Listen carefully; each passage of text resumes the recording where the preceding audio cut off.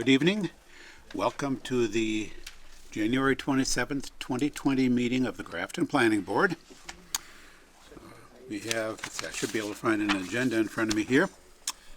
Our first agenda item, as always, is public input. If there is a member of the public here who wishes to speak on a matter that is not already on the board's agenda for this evening, now would be a good time to come to the podium or the table and let us hear your thoughts. And hearing none, I'll move on to our first action item, which is an approval not required plan, 97 Millbury Street. We have,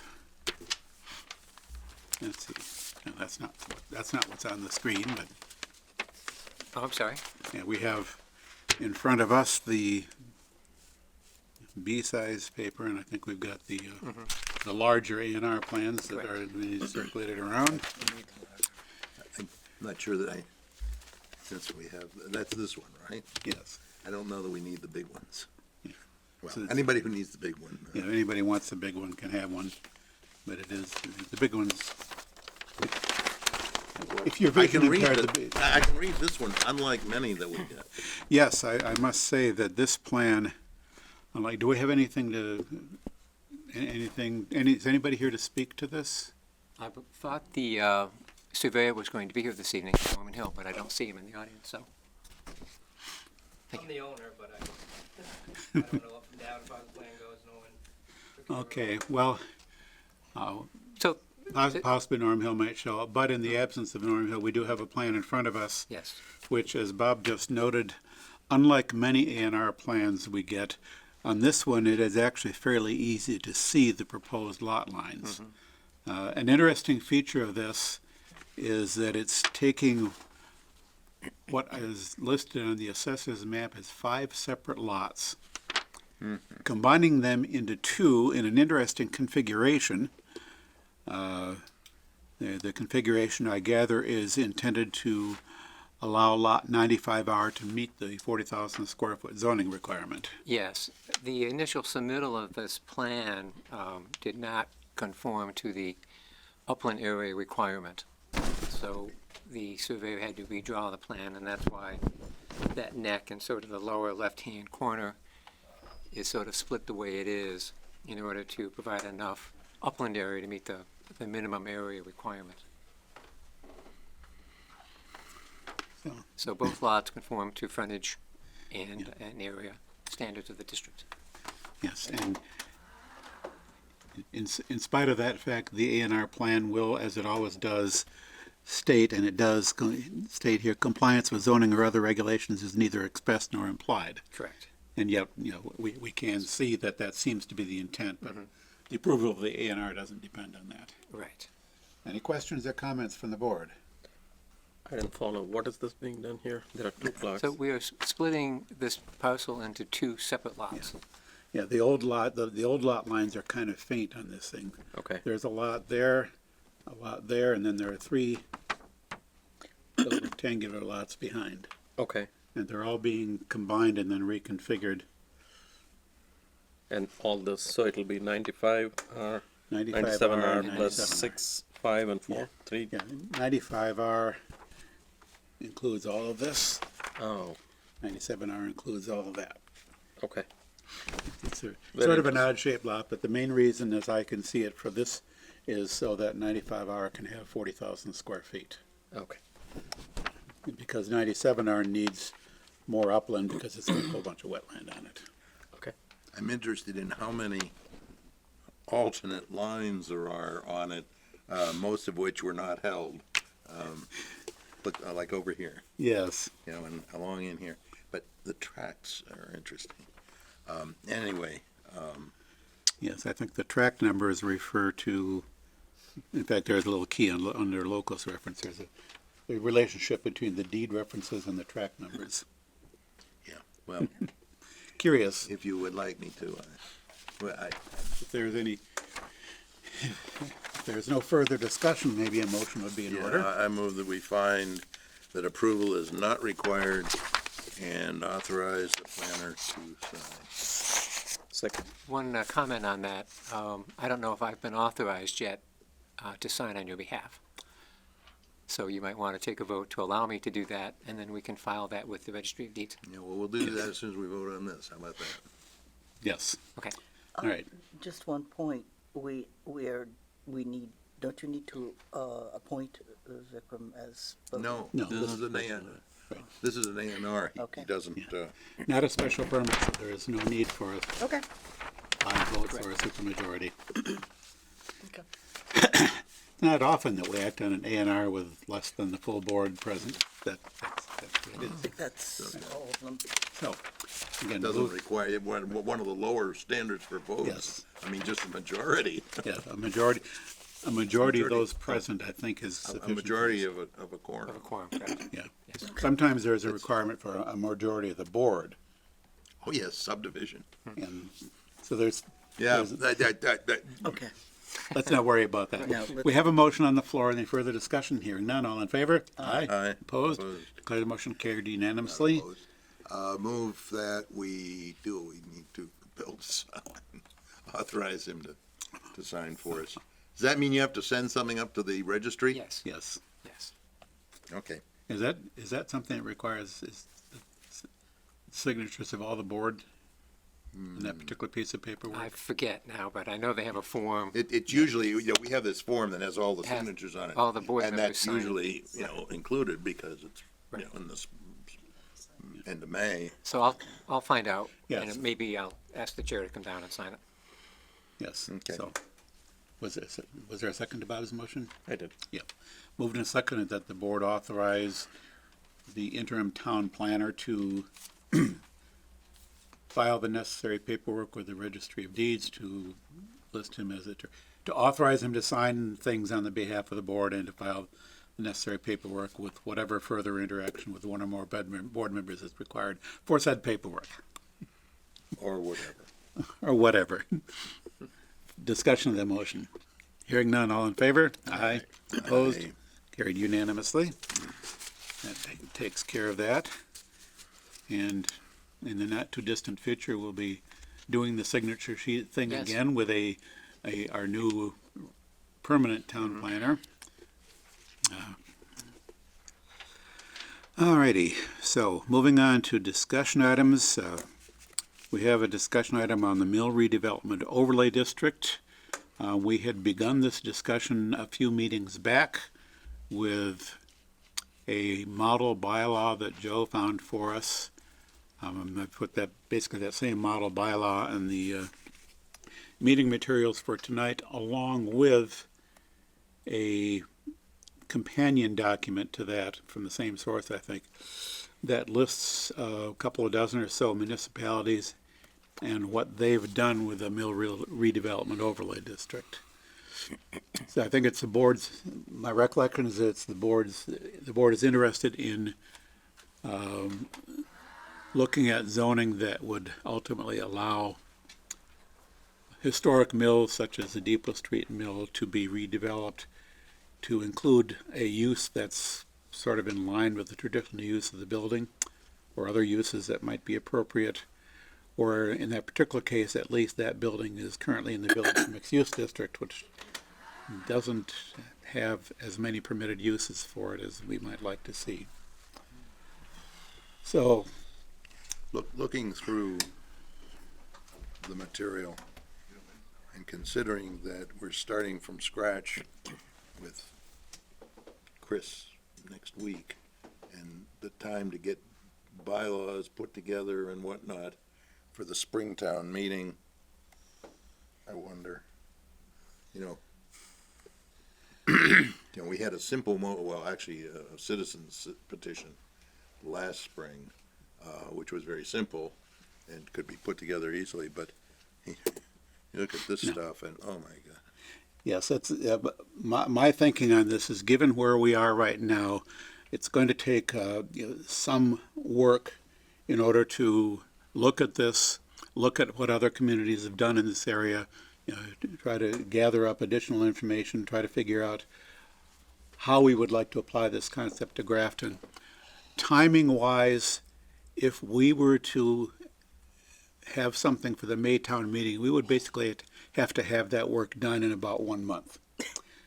End of February would be, I think, end of February would be about the latest we could do something and have it meet all the scheduling requirements for Maytown meeting.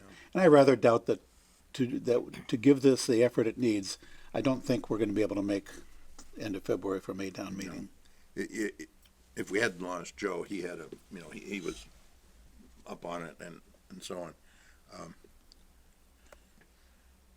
Given what happened last spring, unless we have real input and support for something, I don't think it's going to happen for Springtown meeting. No. From other than our board. We didn't have that last spring. We didn't have any support for the Right. article that went forward. Yes, and the sense we got from town meeting was that town meeting would prefer that this be something that our board worked on and put enough resources, enough effort into, enough thought into, to have something that town meeting could be more comfortable with. And yeah, we're not there yet, and I don't think it's likely that we'd get there in time for Maytown meeting. It is probable that we could get something done for October town meeting, provided that we keep working on this. It's going to take some thoughts, some further research and investigation. We do expect to have a new town planner starting with us in about 2 weeks. Is that right, Tim? Yeah, the 10th of February. Yeah, so we will have a new, our next meeting on the 10th of February will be our new town planner's first day on the job. And so he'll have the whole day to get fully up to speed and everything, right? Because this is such a technically difficult task, you might need to set aside some separate meetings of the board just devoted to this one item rather than trying to do it during a regular meeting. Yes, that thought did cross my mind that for this and maybe some other work items, we might want to schedule some workshop meetings for the Yes. board to spend just working on a particular topic. I'd also be interested in exploring the possibility of getting some what is LPA, local planning assistance. Correct. From CMRPC. They may have some resources that can help us out with this. So provided that we continue to push this forward, there's at least a fairly good chance we can have something ready for October. But I agree with Bob, May is just not practical, not for something like this. I think it's a doable goal to make the October town meeting. Yeah. I think it's, if you set that goal, I think you can achieve it. Yeah, so for the board members who want to start thinking about this in between meetings, review the material that's here, the model bylaw, what other towns have done, think about, what areas in Grafton ought to be covered by this. Off the top of my head, I can think of the one, and I think Joe had another one in mind too, and I can't remember what it was. So the one you're talking about is probably the one on Depot Street? Yeah, Okay. corner of Depot Street and Providence Road. Farnhamsville Mill, or half a dozen other names, Yes. depending on how far back you want to go. Yes, I think I've heard possibly several names for that, but in any case, that's one, and there, like I said, there may be other historic properties in town where the zoning seems incompatible with some of the sort of historically relevant uses to which the property might be put. So homework and thinking. I guess some of the thinking for me would involve what kind of uses we do or we don't want to pursue. Do we want to? This grew out of the conversation about what the citizen petition tried to do last spring. Yeah. And would we be thinking about trying to revisit that, or specifically not be looking at that? Yep, I did notice in reading through this list of other communities that the majority of them focused mill redevelopment on residential or mixed use, residential and commercial, small scale commercial retail, that type of thing. Only one or two of them mentioned any form of industry, and one of the use that was proposed back in May was for more of an industrial, kind of a light industrial style use. So The thing is that I think that both of the other uses you just mentioned have gotten some attention from the town, and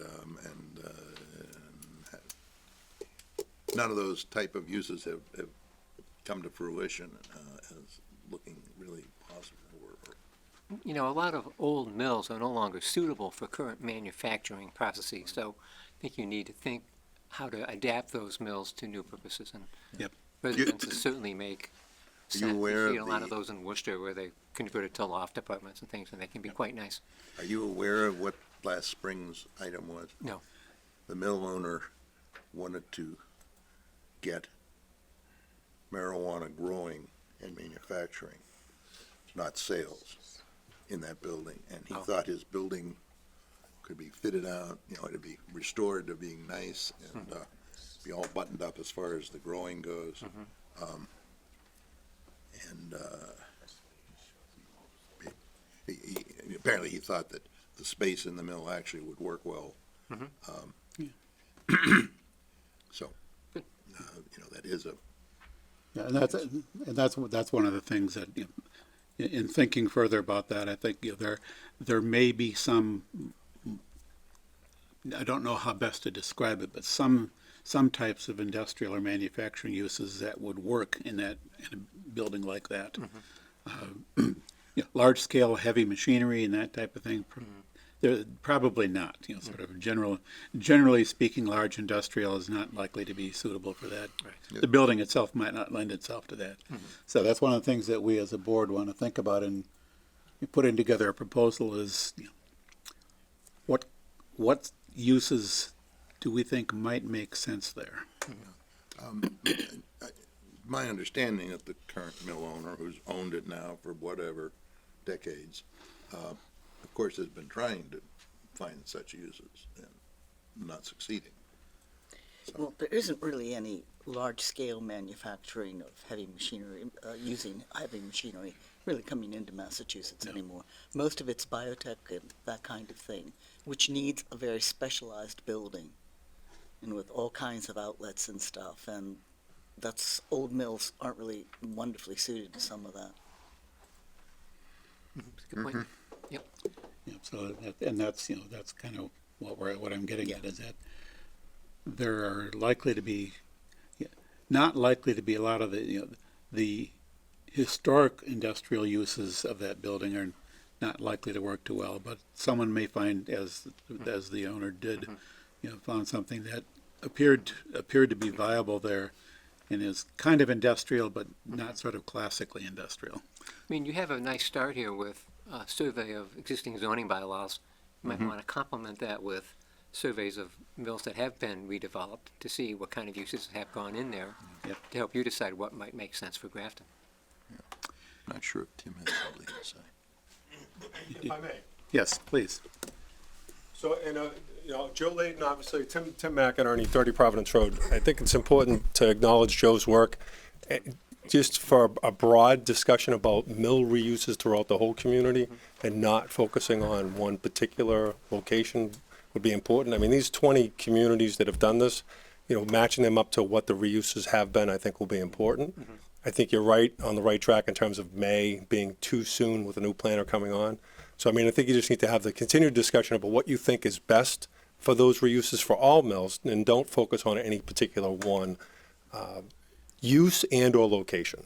Make it a Yep. blanket mill overlay district with uses you think are appropriate for the community. Yeah, that's, you know, that's in part what I was getting at by wanting us to identify other properties where this could be applicable and to try to think as broadly as we can about it. And yes, the idea here is for the board not to focus on one specific building, but to come up with some concepts that would work there and would work in any and all other suitable locations here in town.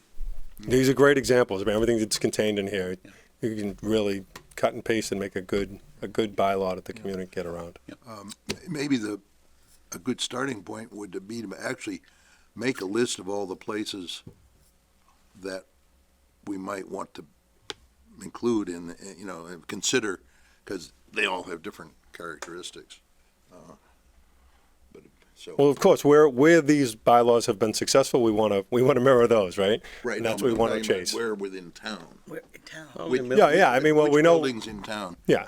You know, I can think of some mill buildings, but I'm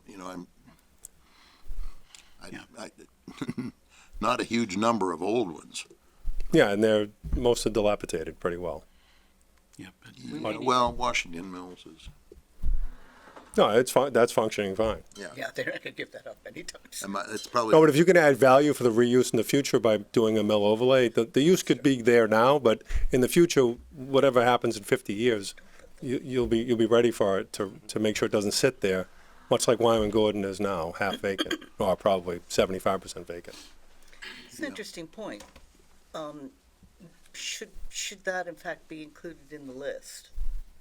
Well, yeah, Wyman Gordon site. No, I wouldn't think Wyman Gordon would be. Okay, because it's really not a mill. No, it's just industrial, heavy industrial, which you could do there, that's allowed currently by zoning. I think part of the task will be to try to define what is a mill.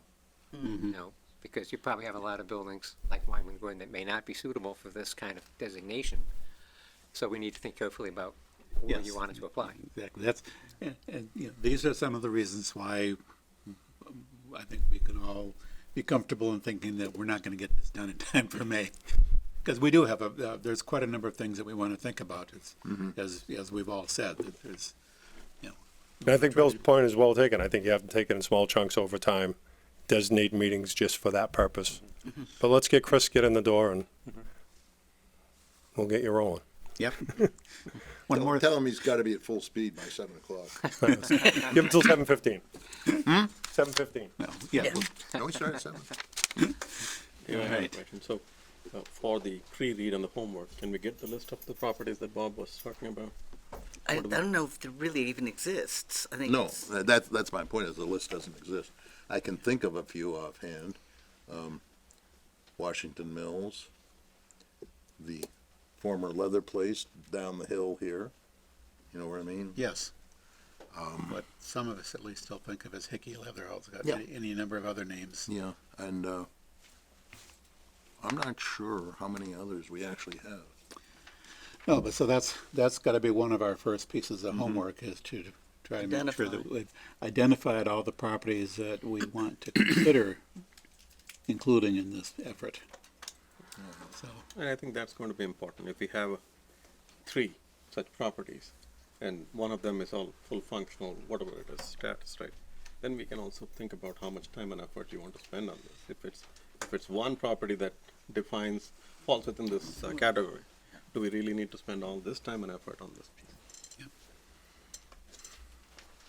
Bob Berger, 30 Providence Road. I would think that you'd want to look at this overlay in the town just globally, meaning you'd have the overlay district for the entire town, and then you're going to define what you can put in there of what is a mill. Because you have 44 Brigham Hill Road down the street, which is a residential neighborhood.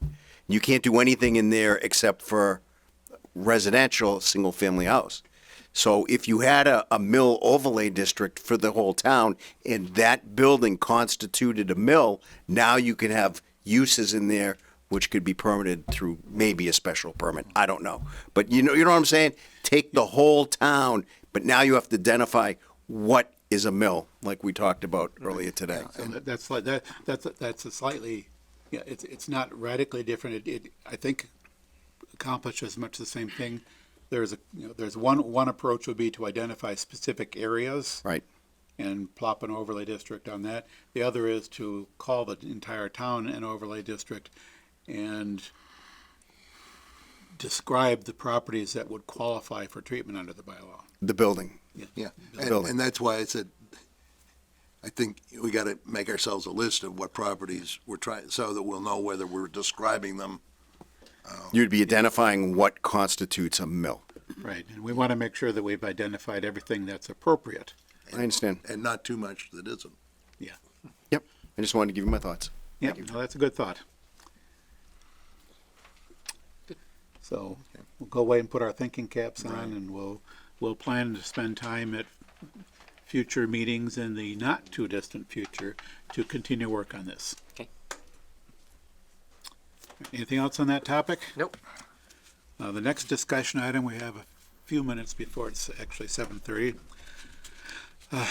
Just to continue the discussion that we initiated last meeting on subdivision rules and regulations update. There's no new written material on that, at least not that we posted beforehand.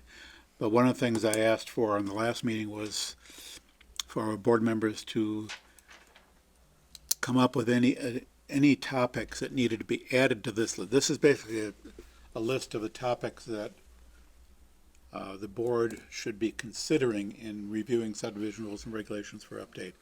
And so, first thing I want to know is, did we miss anything on that list? And there was one item that was brought up last meeting that I didn't update the list, but it was suggested that we may need to include some rules and regulations regarding geotechnical analysis. And so that's a topic that could be added to this, but are there others? And if there aren't any others, then I think the next steps will be to Do the work. dig down and do some of the, get into the details. And Bill here did have one on, in the category of doing some work on the details. Bill did suggest one thing to me this afternoon. We have this list of comparing the traffic study rules. There's one list that exists in the zoning bylaw, another list that exists in the subdivision rules and regulations. The lists are near duplicates of one another. Long term, I kind of would like to eliminate one of them because it's an unnecessary redundancy, but short term, the idea here is that we could, while avoiding any changes to the zoning bylaw for the time being, administratively it'd be fairly easy for us to go through the subdivision rules and just align the two. So where there's a substantive difference between the two, we can change wording as needs be just to align them and then work from there. Bring the subdivision rules to match, Match the zoning bylaw rules. because otherwise you can't get away from amending the subdivision, the zoning. We might try to look a little bit at what the traffic studies requirement asks for, and exactly how it asks. There's often some flux in what seems to actually be needed, or whether a traffic study is needed and not, we haven't required. And so we might want to think about that a little bit as we sit down and look at it. Not today. No, but yeah, that's something to think about. And it's sort of, it may turn out that coming out of our review of subdivision rules and regs, we may identify some zoning bylaw changes that need to be made, and if so, we'll deal with that. There are So, a number of instances that you've identified that would require some engineering expertise. And I don't know whether you've thought about requesting funding to hire an engineer to help you, rewrite some of the zoning, the engineering standards in the subdivision regs. Yep, I believe Joe had mentioned, at least to me, if not to the whole board, that Jeff Walsh from Graves Engineering would be able to help us out. He's, Right. the town regularly contracts with Graves to do our technical review. But there has to be a source of money Yeah. to pay. Correct. So we'd have, Right. that's something we'd have to work out, but yes, I certainly would like to be able to have some engineering expertise to help us out with some of this work. I do recall that I've been told that Jeff from Graves actually has done some work on the stormwater regulations, which there are some differences, and in recent cases, we've tended to waive strict compliance with the subdivision rules because there are some, and I think there are some assumptions that our rules call for that are less conservative than the assumptions that the Grafton stormwater bylaw currently calls for. So we're looking, we've talked about this before, and I do expect Graves to be able to help us out with that, because I, for one, am not qualified to know all the ins and outs of some of the engineering details. So I think that certainly the board would be helped by that. And with that, if there are no further suggestions for what we would include in this, then the next step will be to start developing some details. One part of that, again, something I think CMRPC can help us with is reviewing, two of the big topics besides stormwater are dead-end streets and street intersection separation. Hopefully we can call on CMRPC, that we can get some hours from them to help review, in particular, look at what other towns are doing or not doing on these same topics, and try to get a sense of. No, I think that's a good thought, we because wanna go. they have very qualified transportation planners there, who I think could look at that from a transportation perspective as well as a land use perspective, so it would be useful in that respect. Well, I don't know whether you saw, there was a memo that exchanged over email, and about the LPA. The LPA, yes. And because Bill had asked for things to talk to him about, as we said, and just saw very, very recently, Tim answered back saying, because I copied him on it, mentioned that he might have ideas, and he said, yeah, to wait until it would be good. There are ideas in mind down there, and thought it was better to have Chris get on board and be a part of that. So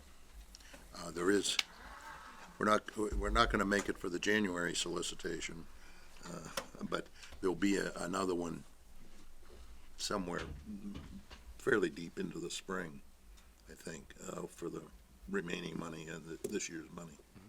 So So let's see how that looks. Yeah, hopefully we can aim for that. And, Yeah, get we something have to in there. get going even Yes. then. Yep, Okay. so we will pick up on this topic again, at least briefly at the next meeting. I know I have some more information that I've developed on this, some of the details that I've sketched out or listed. So we'll prepare some more material for next meeting and keep going on it. And now, it would appear to be slightly past 7:30. And we have a public hearing, request for special permit SB 2019-20 and site plan approval at 165 Worcester Street. This is a new public hearing.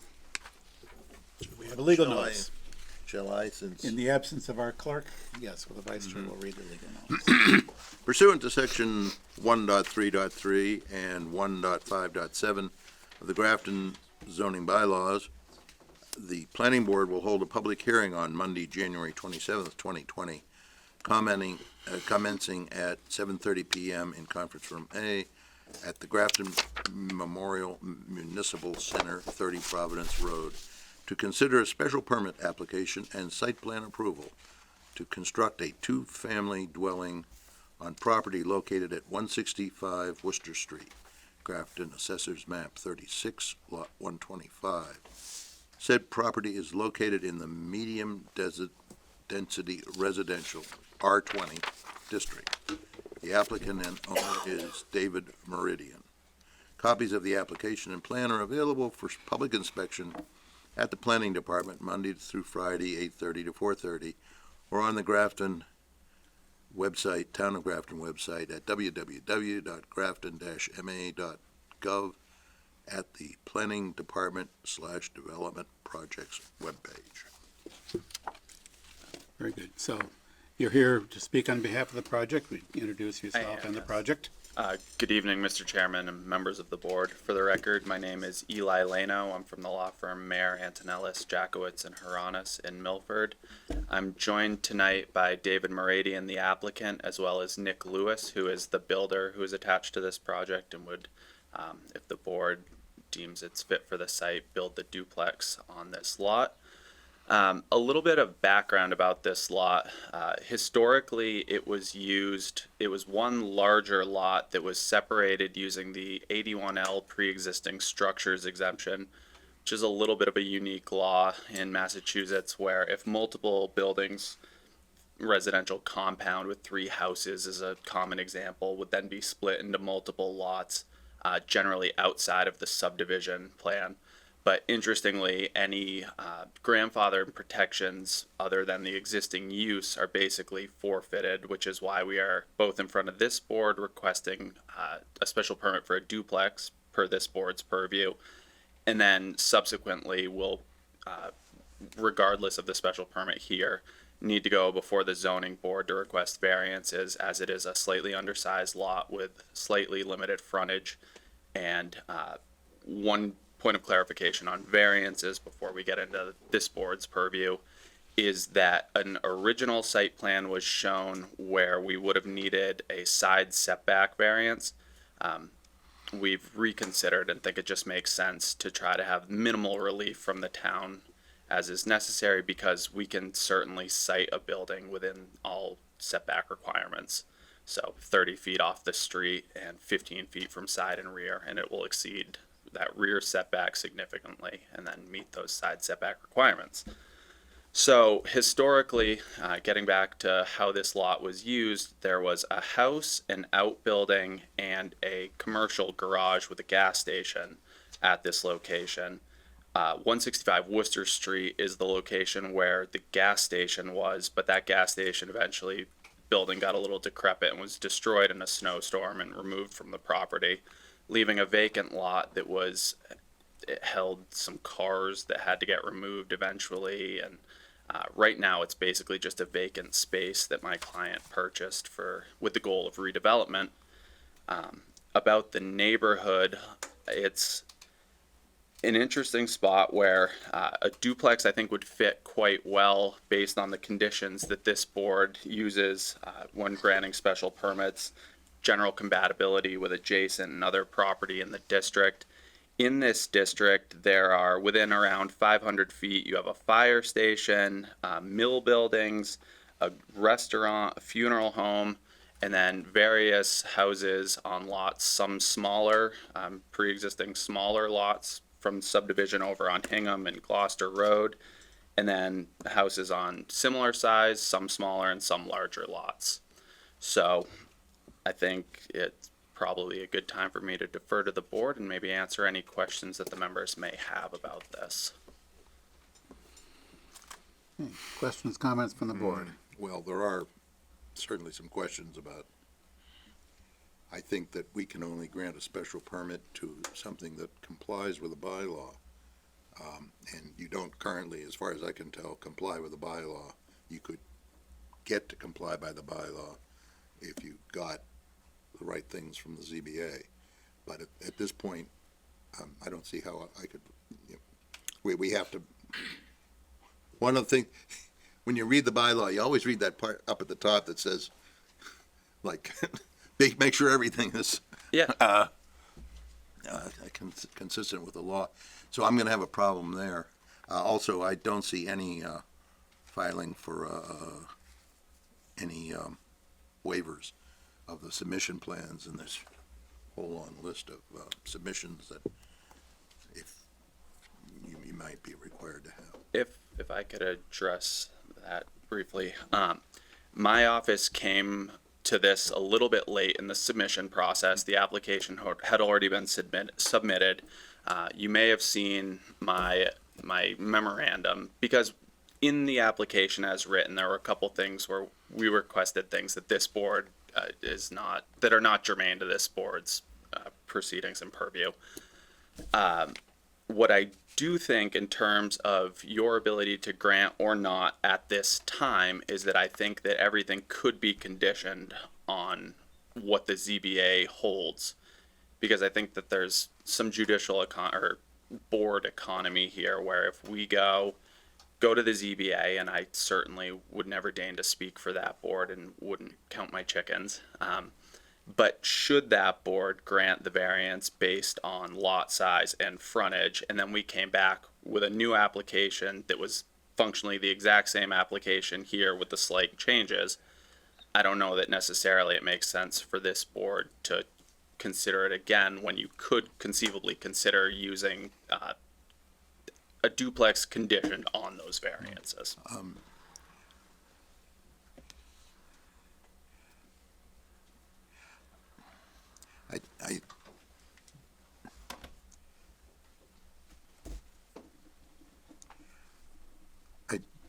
don't know what the ZBA will say, so I don't know how to write the condition. You know, if they approve something, I think we need the something first, in order to be able to say it that way. But it's not necessarily, it's not a necessity that you withdraw now and reapply later. You could ask for continuations, I think, Right. until you get somewhere over in their department. Yeah, and if that's the board's preference, I will certainly defer to the board. Section 3.2.3.1, which is the use regulations of the bylaws, makes this, it's an S in this zone to have a duplex, which makes you the special permit granting authority. So I think that we get into a lot of alphanumeric gobbledygook between the bylaws and then 81L requiring us to, we've lost grandfathered protections and have a lot that needs to be permitted by the ZBA. Yeah, so this, there will be time for everybody to comment. Yeah, in terms of the kind of the procedurally here, that I think this board would have an easier time understanding what we're dealing with if we had a ZBA decision. As Bob pointed out, this is in a sense, this is putting the cart before the horse. But as Bob pointed out, the application is before this board, and this board, I think, would have no problem continuing the process until such time as you've got a decision from the ZBA, and then just picking it up from here. Bob did point out that there are some additional filing requirements for a special permit for which either additional documentation needs to be filed or a request for a waiver from some of those filing requirements. So, I think you're gonna need to, in any case, however we proceed, we're gonna have to make sure that all of the filing requirements have been met. Understood. One way or the other. Absolutely. So make the application more complete, as it were. Okay. And unless anybody in the board objects, I think I'm comfortable saying on behalf of the board that we would be happy to give you as much time as you need to get things done. I'd say within reason. With- I'm the guy that always says, how long is it? When we get to about 8 months, actually, ask your Joe Yeah. about how long those go. I think every lawyer in this part of the world in this type of line has been told eventually you need to either stop continuing it, withdraw it, or we're going Right, to deny it. And I do not want to get to that point with this application. There's an expression regarding fish and bait there, I think. Yeah. But the one other thing was, as I read through the something more material, and particularly your recent memo, it alludes to these things that were done and what the law says and so on. And I don't know anything about any of that.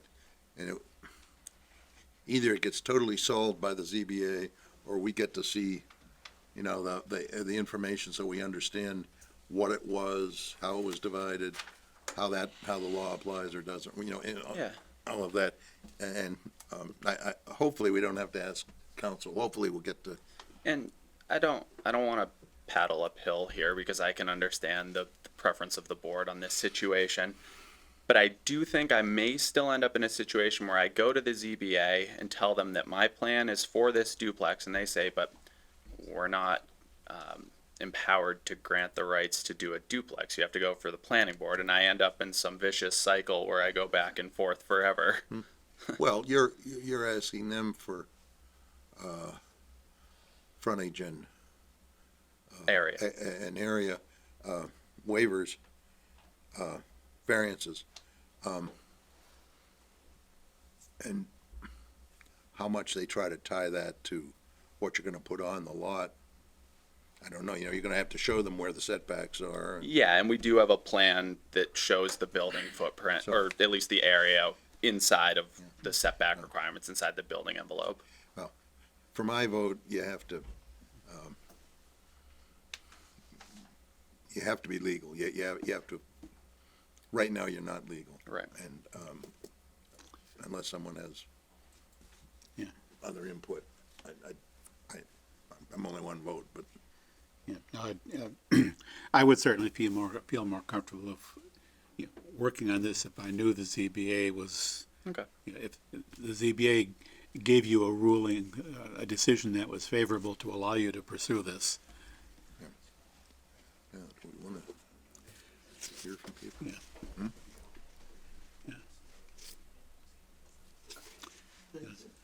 Any other members of the board have questions at this point? Any members of the public wish to speak to this? Please come forward to the podium there so that the audience at home can hear you. I hope it's okay. I'm bringing my daughter up as my hearing aid. My name's Beth Cohen. I live at 167 Worcester Street. I know I had sent in some comments earlier.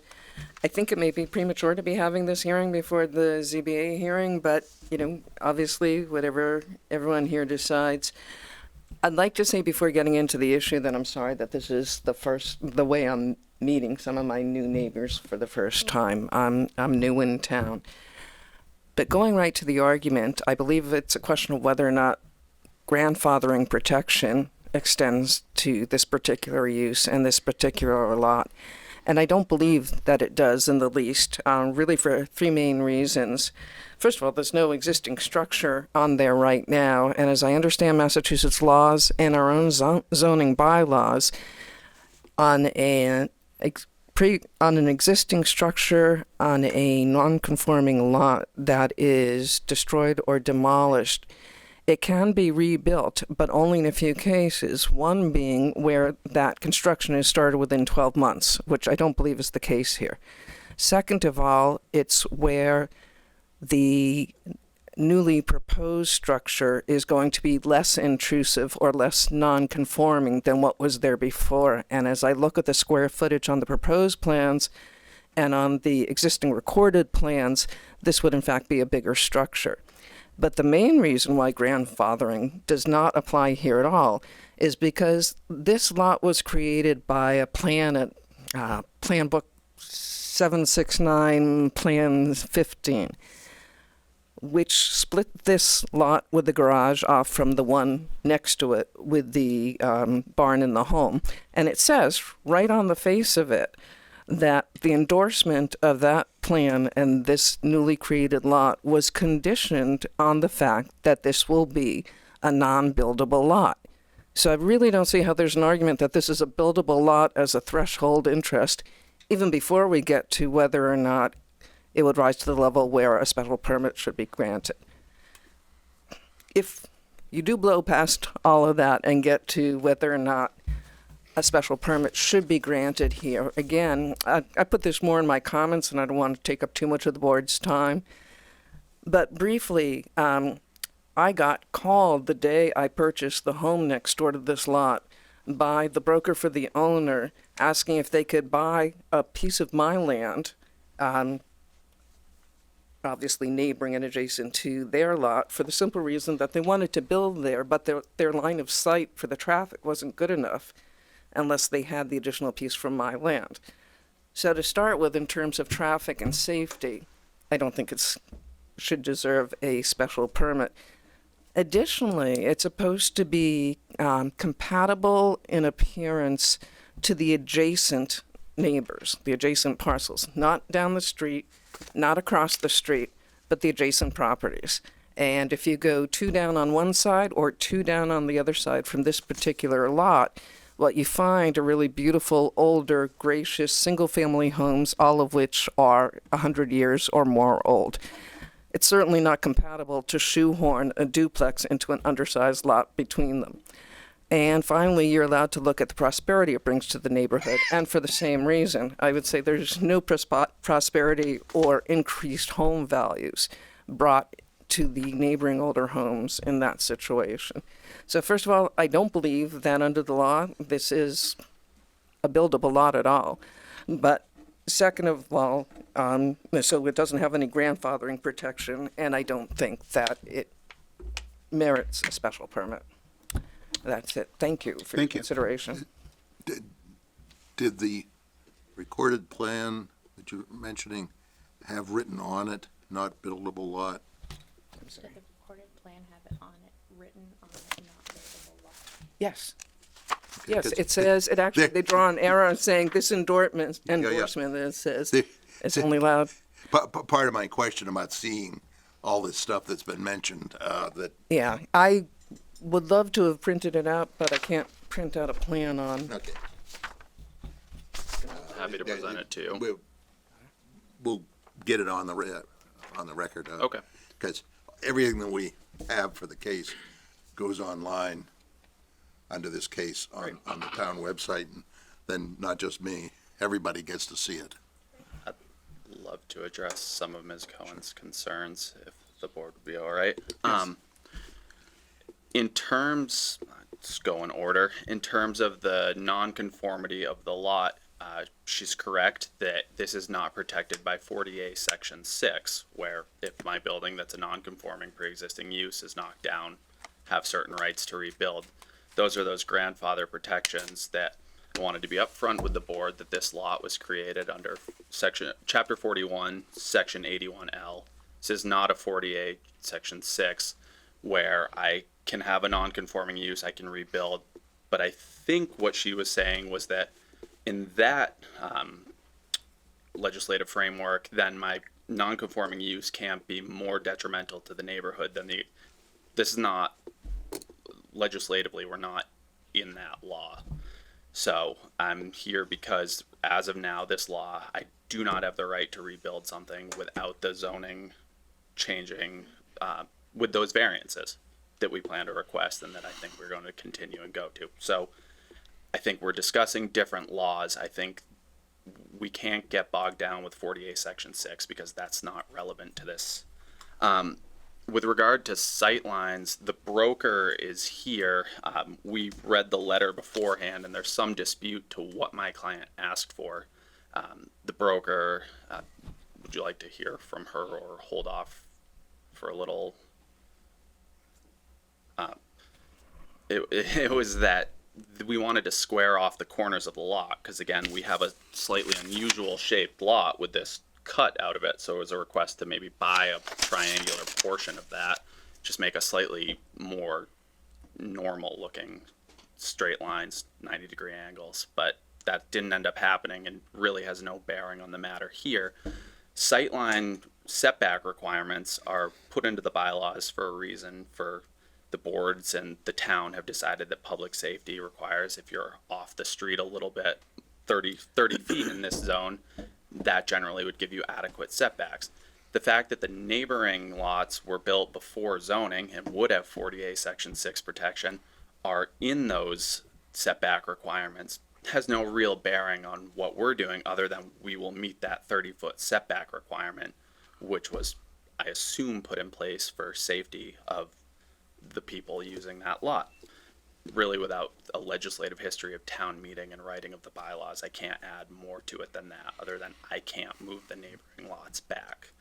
I think, and not to try to be overly combative here, but in terms of the compatibility with the neighbor, it does say that if you stop reading in the sentence, but it's section G of 1.5 is general compatibility with adjacent properties and other properties in the district, which is why it matters that there's a funeral home, there are mill buildings, there are big lots, there are little lots, there are commercial uses, there are residential uses. You can't just take this by the 3 lots that touch each other, my lot being in the middle and then the 2 on the side. It's a holistic approach to what fits here. And this is a part of Grafton that has a little bit of everything on 122. So I would request the board considers that as they make their decision on if you can grant a special permit here once we come back with our correct plans and hopefully ZBA approval. And then in terms of prosperity, I'm having a hard time finding the specific bylaw provision for that, but in terms of prosperity, this was a gas station, which certainly can't be the best thing for residential neighbors. Now it's a blighted lot that has the opportunity to have a nice new building put up. And certainly we're here to work with the boards in this town. And if there are certain things that the town would like to see, we're all ears in the design process. We don't come here with a hammer to try to tell the town what's going to happen. We try to work with the town so that we can get something that benefits my client, benefits the town, and works with what the boards want to see. So I think Mentioned the term district in the bylaw. I always wonder there whether that's small d or big D. We have several zoning districts that pretty much come together very close to this location, I think. So if it means big, I suppose that's a big D, district. Right. If district means area. neighborhood. That's a little different. I will, but I do hear the concern about safety in general there. That's maybe the highest traffic place in town. It's certainly very close to it, and not at all a good spot to have cars coming in and out. And to squeeze in those driveways the way they are, I'm not real comfortable with that. So anyway, part of what you either need a waiver for or bring us is maybe some more analysis of the visibility and that sort of thing. Yeah, sure. I think sight lines and that stuff is something that we can definitely. I don't know how close the other properties are right now, particularly for the parts that are relevant to our concern. But it certainly, if they were set, if they're closer to the road, that's going to make it harder to have good visibility. So we have to look at that, I think, to see. I didn't hear them. Said if it's closer to the road, then they have good visibility. And there is that traffic light there that I think will help Definitely. some, but it is a busy part of town, I understand. But also, somehow this worked having a service station there, so, Yeah. Well, But that's a long time ago. of course. the road there has changed more than once, Yeah. and the traffic level there has changed more than once. So, and maybe it wasn't a good idea 100 years ago either. I don't know. In the good old days before zoning. Yeah. Or under old zoning. I don't know what Yeah. the zoning was there before. So I think it 65. sounds like I should request a continuance until I've gone before the zoning board. See if there's anybody else. May I respond, or do we let other? Okay, so just a few thoughts. I didn't really hear how you're addressing the issue of it being a non-buildable lot, which I do believe is the threshold. Is that for the He's zoning asking board? that it's unbuildable because he doesn't have enough frontage, and he doesn't have enough area. So he wants to go to the ZBA and say Right, okay, hardship or, whatever. okay. There's a list of like 3 or 4 things you have to supposedly show all of, as far as it says and. There is another element of that, though, and one of the things you were referring to was the It's on, deed that split plan. these lots into 2 lots does indeed have a handwritten notation on it saying these are not to be considered buildable lots. What effect, if any, does that notation have since the lots have been built on? I don't think, I think it's, when it was divided off, it wasn't a buildable lot because it was too small and didn't have enough frontage. And he's looking to cure that. Yeah, so if that's all the notation means, but I mean, it's a minor detail, but we want to make sure that we're all in absolutely. agreement on the fact that despite that notation, if you get the variance you're asking for from the ZBA, it becomes buildable. And I do think that Pallett's case and the cases that came before it that I cited, it's interesting law, and it's actually not overly helpful to my position, because if this were 40A Section 6 and I could either get a finding because nothing had been built, or I could say that because there was something on this and I have more than 5,000 square feet and 50 feet of frontage, it's a very easy standard comparatively. This requires more meetings, but we are doing everything we can to, I think the word is cure, just the way this was created and that multiple buildings exemption, because it's a piece of law that we don't see as much as 48 Section 6. Yep. In any case, Just a few quick comments back. Is that, in fact, this is more non-conforming simply by the square footage proposed from what was the existing structure to today's, of the structure But the itself. thing is that we're not in that section of the law. Okay, all right. We're not, the applicant is not claiming any rights under the non-conforming provisions. Fair enough. In terms of the compatibility being viewed, it's not an either or. It's not that it's got to be compatible either with the neighboring adjacent properties or with the neighborhood at large. It's got to be compatible with what's adjacent to it as well as what's in the neighborhood. And finally, if we're not talking about grandfathering and saying 48.6 doesn't really come into play here, then the fact that it was a gas station and how that compares to a residential use isn't really relevant.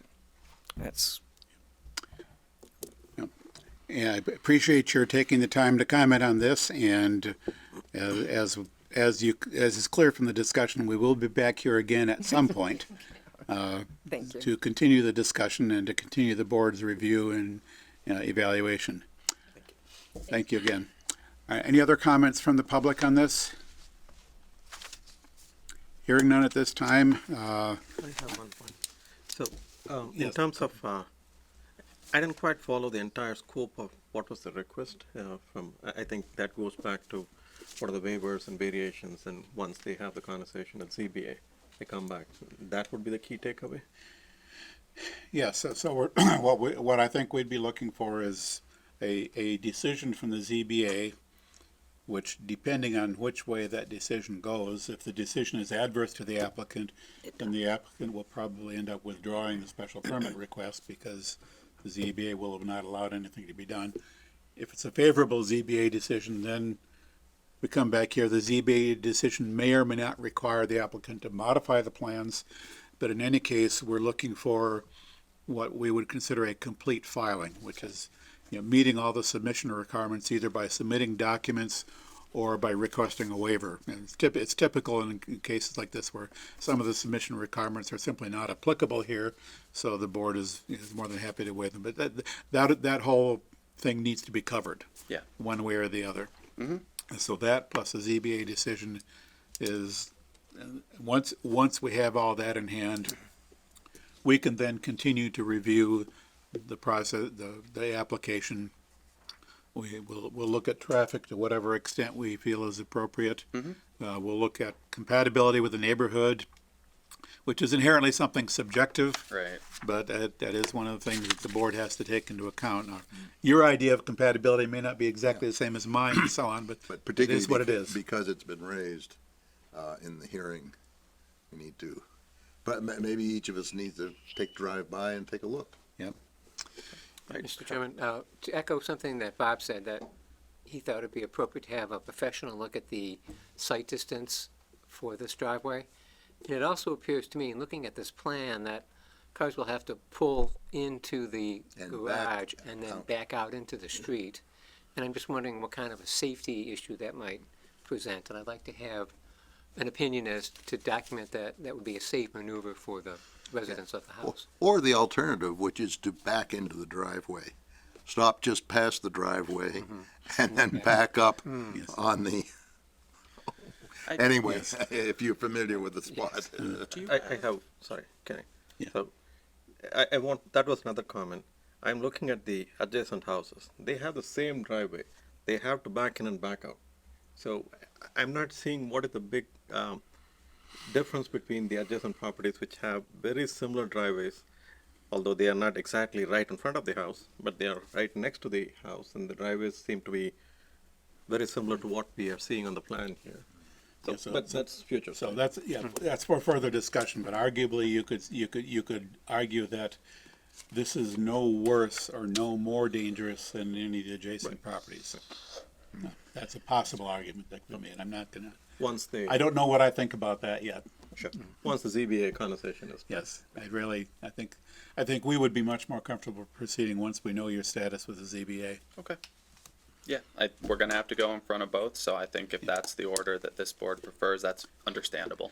And do you have a sense of when you're likely to be at the ZBA? So I can work on getting this application in as soon as possible, but I think I've missed the February meeting deadline already, most likely for the ZBA, making me think I have a good chance to get in March. And I know that they only hold meetings when they have adequate need to hold a meeting. Sometimes they hold them, but I've been at the last 3 meetings for that board as well, and I think that it seems like they're doing monthly meetings at this point. Not sure if you have a better sense on that or not, I but don't. okay, yeah, dropped you in the deep end here, right? They don't have any timeline. They have to act within a certain amount of time on Who is they? the ZBA.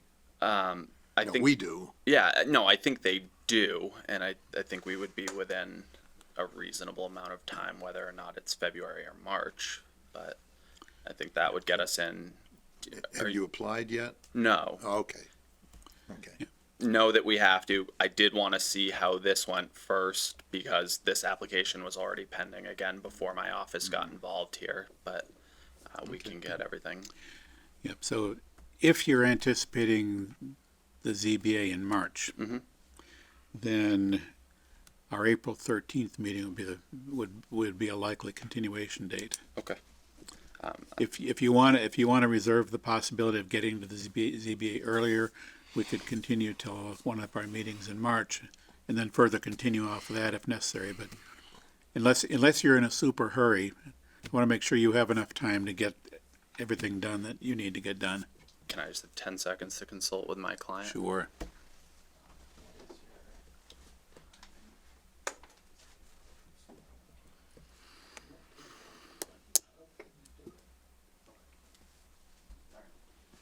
Yeah, why don't, for the sake of clarity, let's do that April 13th if it works for the board. She has a form. Yes. Yeah. Anticipating the receipt of a signed request for continuation, I move that we grant it. Second. Moved and seconded that we grant the applicant's request for continuation.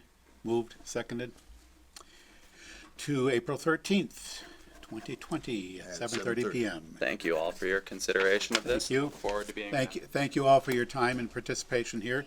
All in favor of the motion? Aye. Opposed? Declare the motion carried unanimously.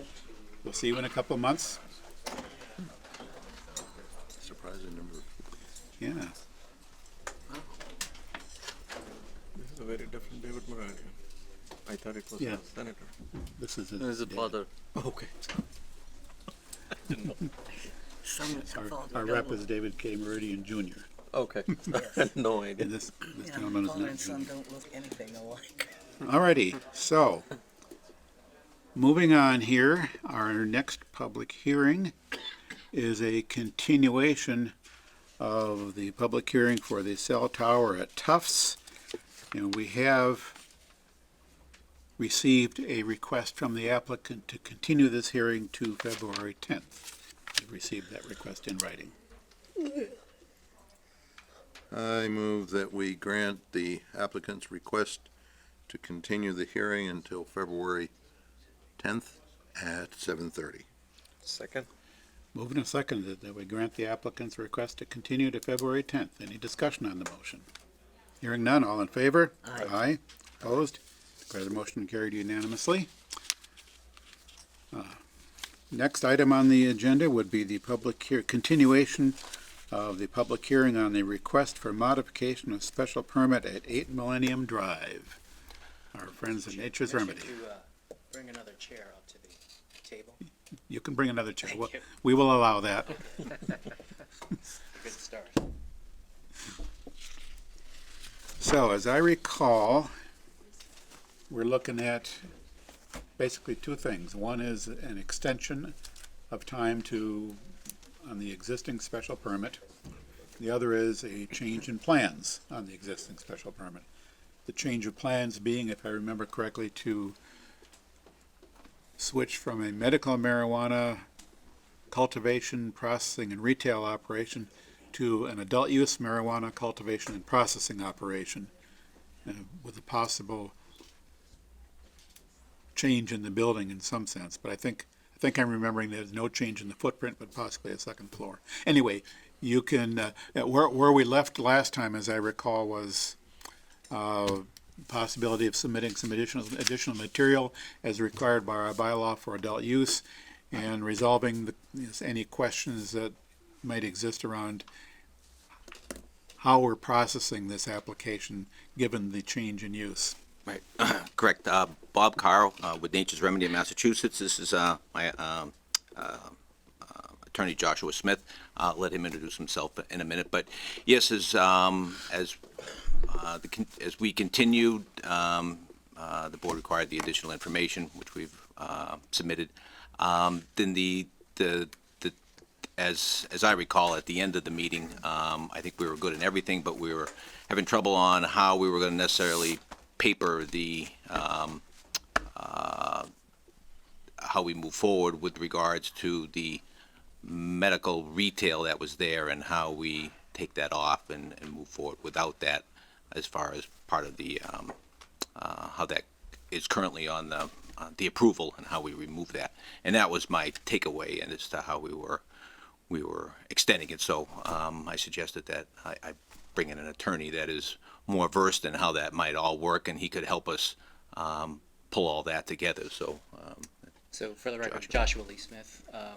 And one slight correction, Mr. Chair. I think the way you described the change in the plan, my client is looking to retain the medical portion of the use. So it's not a straight conversion from medical to adult. They are looking to retain the non-retail medical aspects of the use. So as a result, if this does get approved, then the use or uses at the site would consist of medical and adult use, adult recreational, product manufacturing and cultivation. No retail whatsoever. For both of them, both the medical piece and the recreational, no retail. That's correct. No retail at the site. But I think for medical, you can still dispense it there, right? My client would not be looking to have any type of a retail component. There was a retail component or there is a retail component in the, as I recall, in the permit that you're asking to continue. That's correct. So you've got does that go away? And if it does, how does it go away? And there's this whole thing about, as far as I can tell, there isn't anybody in the world who knows how the CCC is handling the merging of the medical from, what was it, Department of Public Health, and their new adult use into maybe one set of rules, or are they really standing, is what we used to know about medical still what we know about process and whatnot for it? They haven't come together at all. I keep seeing this, sometimes you have retail, you'll have medical retail and you'll have recreational retail, and not clear exactly how together they are or how separate they are. There are different regulations, technically. However, there's a lot of overlap with respect to the regulations and technically, and my client can speak to this much better than I can, technically how marijuana is processed, whether it's for medical purposes versus adult recreational purposes. In the industry, and in particular in Massachusetts, and I represent a number of these types of operators, you'll see a lot of vertical integration and combinations of establishments that may have started off as medical and then did what my client is proposing to do, which is to add, not convert, but to add the adult use component. And sometimes it does contain a retail component, sometimes it does not. Here, my client is looking to really have there'll be less of an impact, certainly with respect to things like traffic. There won't be end user consumers coming to the site. There won't be end user patients coming to the site. It'll be strictly product manufacturing, cultivation. So initially when for example, the traffic impacts study that had been submitted back in 2017, when this board first reviewed that contained a retail aspect of it. The parking contemplated some retail component to it. So some of that will change And as my client mentioned, the actual design, the layout, has not yet been finalized. They are contemplating the addition of a second story, again, to accommodate the cultivation and the product manufacturing. But without having that retail component, it does take away a significant, what's perceived as a pretty significant component of a site and its operations. And this is an industrial type of a neighborhood and a district. So, I mean, the board was talking earlier about compatibility with the neighborhood. But frankly, by taking away the retail aspect, I think it even makes it more compatible because you will be left with more traditional, and albeit marijuana is new to the Commonwealth, but it is manufacturing, it is cultivation, which are, in a lot of communities, Worcester is one example, the cultivation is treated categorically as a warehouse type use for parking purposes. So we think it certainly will be in harmony with the neighborhood, even more so as compared to previously originally submitted. See, I'm thinking about, our zoning bylaw has grown to where there are some categories that we did earlier for medical, and those are uses in the table. And then we have the whole the new set of uses for adult use, and that's a whole different set of uses. And as much as I can tell, I'm just trying to figure out exactly where we are process-wise. I think this current special permit relates only to that, to the RMDs, the medical aspect or categories, uses in our bylaw, and the whole array of adult uses are different uses, probably require I'm trying to sort out. I think that it seemed to make sense to me that we need to have an application. We can't just put this on top of the current one. I don't think it's seeming to me that we haven't had enough process that would be required, or we are requiring, for the recreational type of uses. So doing it as an application under the relevant sections of the bylaw would make sense. Yeah, I think I will note for the record that that you have submitted a set of documents responsive to the submission requirements for adult use marijuana in section 5.10.3 of our bylaw. Is that correct? That's correct. Yes. So that has, at least there's an attempt there to cover the adult use requirements under the bylaw. But- And then it's still kind of a question of procedurally how we accomplish this. Particularly because we're in kind of untested waters here. That was why we had conversation. He needed you.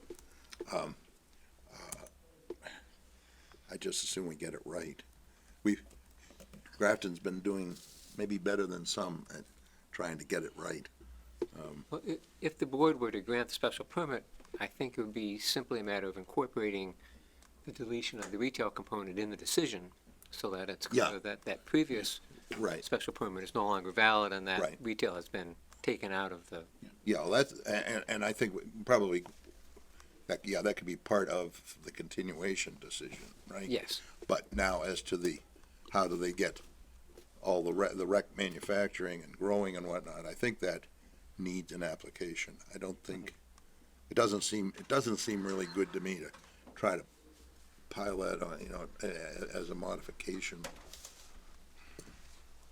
I don't know, was it? If I may, I'll just cite one section of the original decision, which provides under your standard conditions, Romanet 4, subsection A2. This special permit authorizes uses associated with a registered marijuana dispensary and does not permit the sale of recreational marijuana. Any alteration, expansion, or change in use shall require modification of this decision. I think at the time there was some discussion of potentially adding adult use and the mechanism, as was discussed with Joe Layden before he left, and I believe with the building inspector who is still here, was that the original 2017 decision that was granted could be modified to allow for the addition of adult use. Yeah, I think what I think I hear you saying or suggesting is that the language of the decision anticipated the possibility of adding adult use by way of a modification. That's right. Yeah, the discussion had been, I think, both at the selectmen and here. No one knew what was gonna happen with adult use. I don't think we had even made a law yet for that, and we didn't have the rules from the CCC. We're in that window when no one knew anything. And so there was concern that we not be opening up a door to something we didn't, no one knew what it was going to be. So I think, I had heard that I think the selectmen had assurance that it wouldn't go to recreational without them buying in, and we put this in our decision, that we'd cross that bridge when we got to it, basically. It does kind of seem to me, though, that if our decision back in 2017 anticipated the possibility of a conversion to retail or to recreational, and specifically said that that would require the applicant to come back for modification of that special permit, to me that says that we did expect that if you were to add recreational, you would come back and modify the existing special permit, which I think is exactly what you're asking to do. Yes, it is.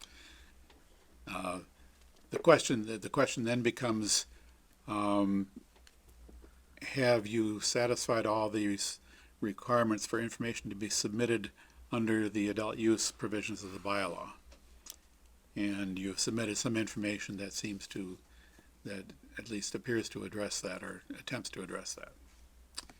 So off the top of my head, I don't see that there's a real problem here that we are asking to modify the existing special permit. The existing special permit explicitly said that if you want to add recreational, you come back and modify the special permit. We do have some different submission requirements, which I'd have to review those to make sure you've satisfied everything, but an initial review says it looks like it is. So, where are we left with the things that we're not sure about? Well, it is true that the notice says, modification to include cultivation, processing, manufacturing of adult use, marijuana. So I guess there is adequate notice, it's a reasonable argument that there's adequate notice of what we're doing. I believe Mr. Carr said that he's still working on the revisions to the site plan, so I think we would need to have that in hand before we could take any action on the. Right, Well, if you don't mind, I apologize for interrupting, but yeah, I have every intention of coming back here, because as we have learned in Lakeville what we're doing, we know that we need additional square footage. I don't want to change anything on the site plan. The site plan will stay the same. The only thing we're contemplating is going up a second story. So the parking will stay the same, the drainage will stay the same, everything will be the same. And these are things we're contemplating as we start working on our. and I think that might make it, that could make a difference. If you are proposing to expand or alter the building footprint, that would be a little bit different from our point of view than retaining the exact same footprint and just changing the interior layout and possibly the height of the building. Yes. Well, In any case, what we have sometimes done, when circumstances deem it appropriate, is to include as a condition of a decision that any final plans be submitted for the board's review and concurrence. wouldn't it be, we continue the permit for a year, add the new uses, and leave the site plan and all of that alone, and if a time comes when you want to make a change, like change the building, then that, a modification you would come back for. Yeah, I think that could work. Well, rather than do that twice, though, wouldn't it make more sense to just get the correct plan and do it once? Yeah, if, that largely depends upon the applicant's timetable. If the applicant anticipates within, say, 1 month of having updated plans, it could make sense to keep the hearing open, receive the updated plans as part of the record, and then close and issue a decision. If it could be longer, particularly if there's a chance that the plans may be affected by the CCC's approval, that is, the CCC may require some changes in plans, then the CCC process is likely to be longer than a month. Yeah, indeed.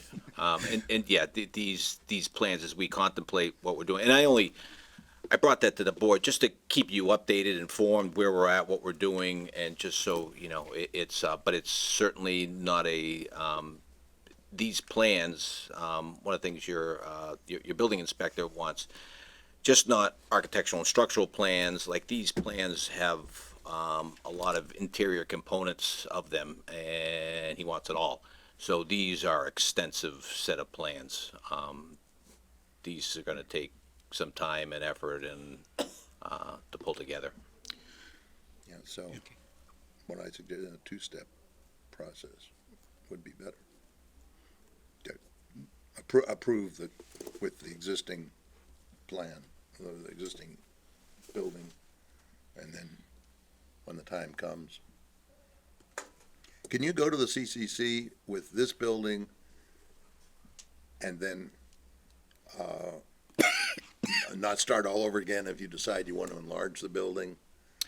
The only, and my attorney can speak better at this, but as you go through the process in the application process for this additional cultivation area, it's down there, at some point they will tell us when they want to do what they call an ARC review, and at that point we'll turn that in, but we're quite a ways from them requesting that documentation, and so I suspect that when that time comes, we'll be ready to hand it in.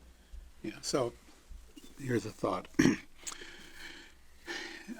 Given that updated plans are not likely to be ready for review by this board really anytime really soon, this board, as Bob suggests, one approach would be for this board simply to grant the extension on the existing special permit and then come back and deal with the change in use and updated plans later. On the other hand, since the request for the change of use is already before us, based on the plans that are already on file, the board could approve, could issue a special permit on that basis, and then come back and with another modification when the updated plans become available. In fact, either way, it's the same. From your point of view, it's the same thing either way.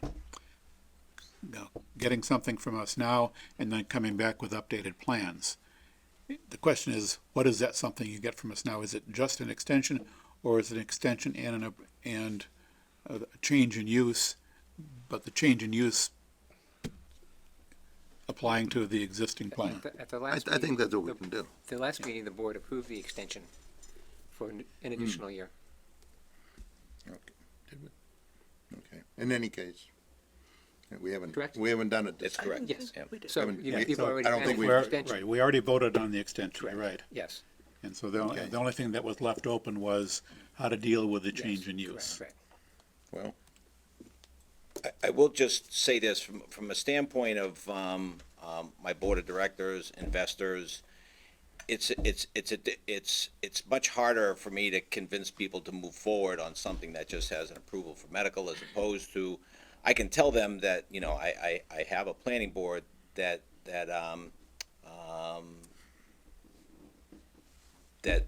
stands behind us, that's with us, that knows what we're doing, and it's a procedural thing. But it's something that I would have to convince them. As opposed to if I had it, it just makes it easier if they can see it in writing. But certainly, yeah. I wonder if anybody else has any input on this Yeah, before we. anything else from the board? We may have, the horse may be nearly dead at this point. Anybody from the audience have a comment to make on this?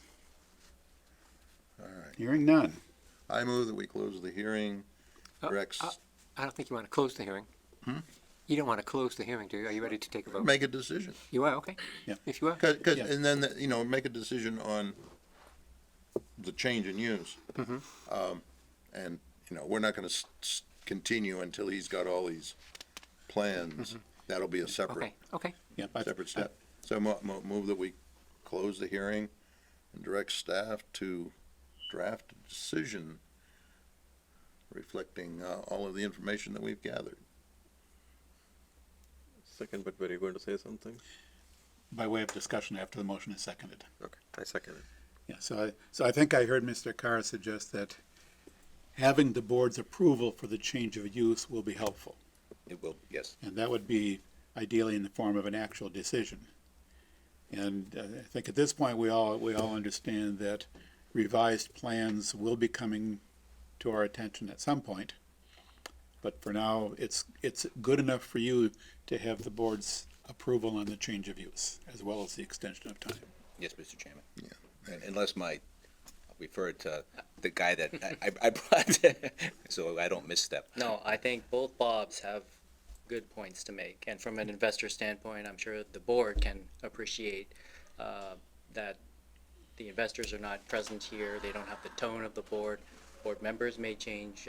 It's would be a substantial milestone on my client's behalf if the modification with respect to the additional use were to be granted tonight.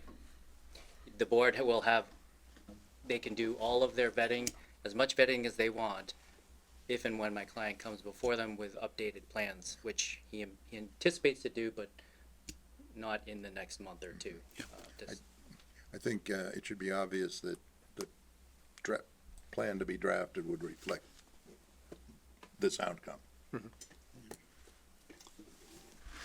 All right, further discussion on the motion, hearing, Do they need to go back to select board or are they done with? no, they're done with, they have their host community agreement. That's- That's not. That's their affected. problem. Yes. In fact, you have a host community Yes. agreement for the adult use. Yes. Okay. So this is just, this is just us at this point, and then the CCC, and then us again. Further discussion. If I may, just one more quick comment. I want to point out the hours of operation that were in the original decision. Again, I contemplated a retail use. So because this is going to be a manufacturing cultivation type use, this is more akin to traditional cultivation and manufacturing, which does require, especially given the nature of the plants that will be there, for around-the-clock operations from time to time. So I don't know if a condition as part of the drafting of the decision could include more flexible hours, Mr. Chair. Yeah, had you submitted anything in writing up to this point about the proposed hours of operation for this? No, not in writing. Could you read what the existing condition says about hours of operation? Under the original. The original decision. Or- That was for the manufacturing piece. Right, this would be hours of operation for cultivation and manufacturing. Right. Which would be different from the retail. So this provides hours of operation for the uses authorized by this decision shall be limited to the proposed hours of operation for the cultivation facility shall be 9 a.m. to 5 p.m. 7 days a week. Proposed hours of operation for the retail dispensary shall be 10 a.m. to 7 p.m. Monday through Friday and Saturday and Sunday, 10 a.m. to 3 p.m. So that's how they were broken down by use. But I guess I'll point out that this will be solely a cultivation product manufacturing, and I'm not sure at the time that either the board or maybe my client or perhaps the attorney representing my client at the time contemplated that 9 to 5 for this specific type of cultivation product manufacturing use is too restrictive. Yeah, so That is, we haven't actually closed the public hearing yet. We're discussing the motion to do this. But a special permit, whether it's this modification or the next one, should update the hours of operation. If it's not critical to your continued process at this point, we can leave the hours of operation as is, and you can submit a revised hours of operation schedule when you come back with the updated plans. Okay with that? Yep. That's probably the simplest way to go forward, because otherwise, Sure. you know, to include a change in hours of operation in the modification we're just getting ready to, you know, go forward on would ideally require some, you know, additional input from you, or we could include a condition in the permit to get that resolved. But I think it'd be far easier and simpler if we just left that as an issue to be resolved at the next time around. That ought to be something that might be covered with a minor modification Yes, it could be. or request. We do minor modifications sometimes without the hearing process if we decided it's minor enough. Yes. So at this point, we know that you're going to propose some different hours of operation based on however you end up deciding this is going to go. And I think it's probably not important at this stage of the game to have that included in a special permit, so we can defer that, as Bob pointed out. It could be handled as a minor modification if there's no major modification to be done. Is the round the clock likely to be like one person just keeping an eye on things, or is it like 3 shifts working?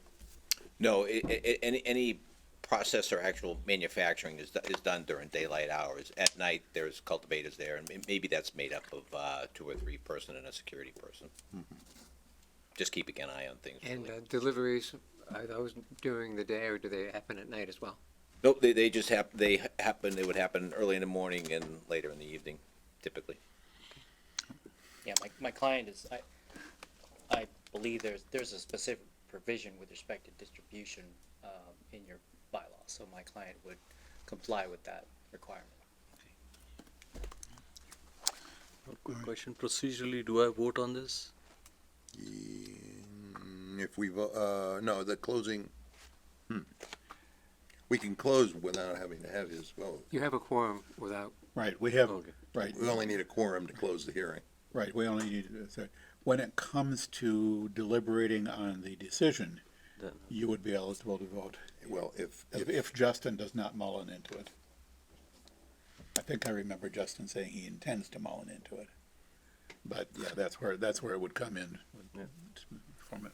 formalize it, but For my, so I thought we were deciding the approval today. Making a right, decision? we're closing the public hearing, directing staff to draft a decision, which we The will. intention is to approve it in the Right. next, or, Right, so the draft decision will come back to us presumably in 2 weeks for our review, deliberation, discussion, and approval. Yep. And that's when the vote on the decision is important. So, is there any other discussion on the motion to close the public hearing? I'm sorry, And Mr. direction. Chair, may I just ask, because I was not present at the last meeting, are the 4 members in front of me here were all present at the Yes, last? and he was too, And he was, okay. and so he can he's going use to the mull it Mullen, and he said he intended to, but Okay, we'll wait until he Yeah. does it. And our associate here was also at the previous hearing, so Yeah, so, we will have one way or the other 5 members eligible to vote on the special permit. yeah, we'll either have So- Justin and the 4, or we'll have the 4 and Vikram. and I'm sorry, did Mr. Davy Dobby? yeah, Mullen, is he? He's been here So- for all of them. yeah. He I've was been- at the last one. Yes, That's he was right. at the Okay, last all right, thank you. All right, further discussion? Hearing none. All in favor? Aye. Opposed? Good, motion carried unanimously. Thank you, gentlemen. Thank you so much, I appreciate it. Everything is so simple. We're kind of breaking new ground here. fun time to be involved. Certain values and fun. Yes.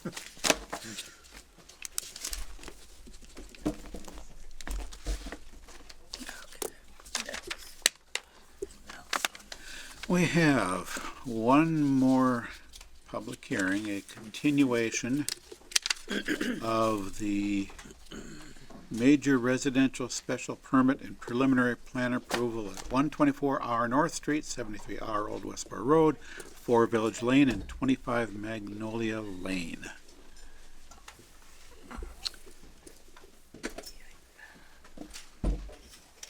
And I have this recollection from however long ago it was that we were last reviewing this project, that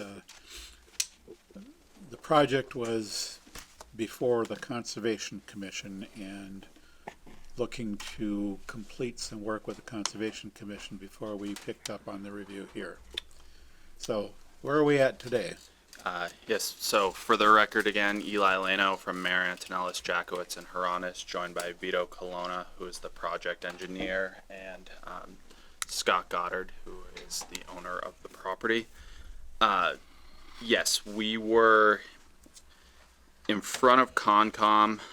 They submitted a letter for the record that they prefer the flex plan, and then, again, my colleagues can speak maybe more to this, but we are still in the ANRAD phase there with Concom, so there might be some wetlands numbers as they delineate the boundaries of the wetland, but we don't expect any major changes, just maybe some feet here more, some feet there less, but more details will come for that. Additionally, there is also a letter pending from Fire Chief Charest about he's reviewed both, and with regard to the flex plan, and again, this letter will be pending, so I don't want to speak for the fire chief, should something be different from what our discussions were. However, if there is the 20-foot wide emergency exit area, he was okay with that idea, and beyond that expressed no major preference safety-wise between the traditional plan or the flex plan. We received certainly quite a bit of feedback from this board at our last meeting and took that feedback to heart and updated the plans, and I think it makes sense to defer over to Vito, project engineer, to speak to the changes that are in play right now. As far as, since you mentioned the commission determined that there is a potential pathway for permitting the conventional plan as currently shown on the set dated 8/30/19. However, the applicant currently has other plans before you.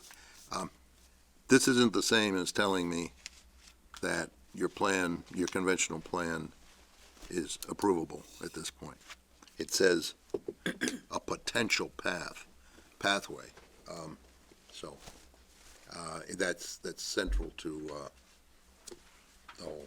the whole process for me.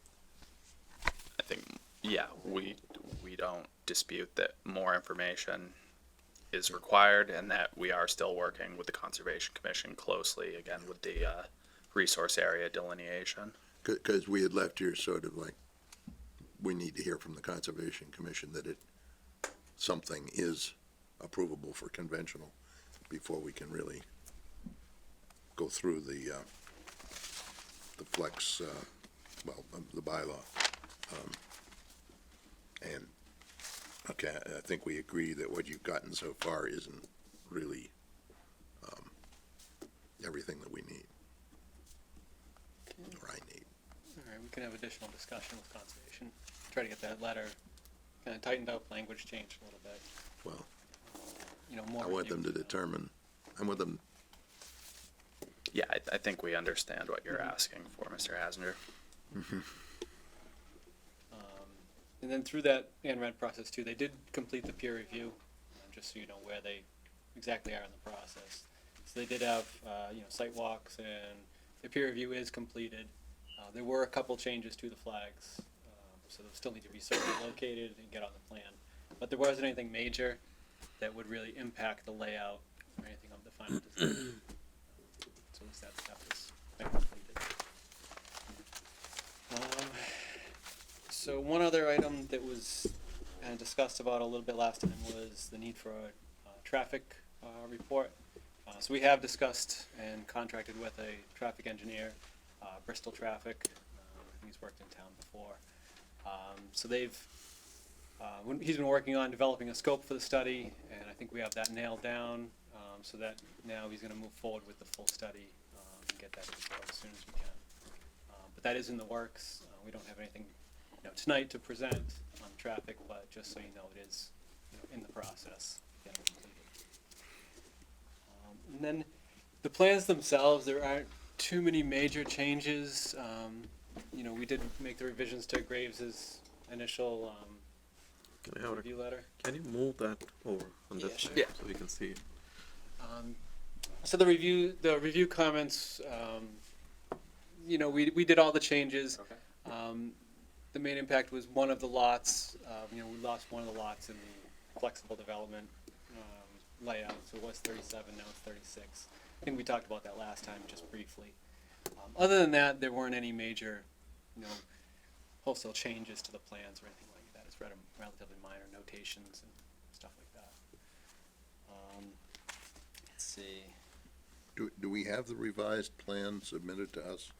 Yes, we submitted them, I think it was on Tuesday last week. I don't see it. Yeah, it's not up on our website yet. I don't recall seeing them. Monday everyone was off.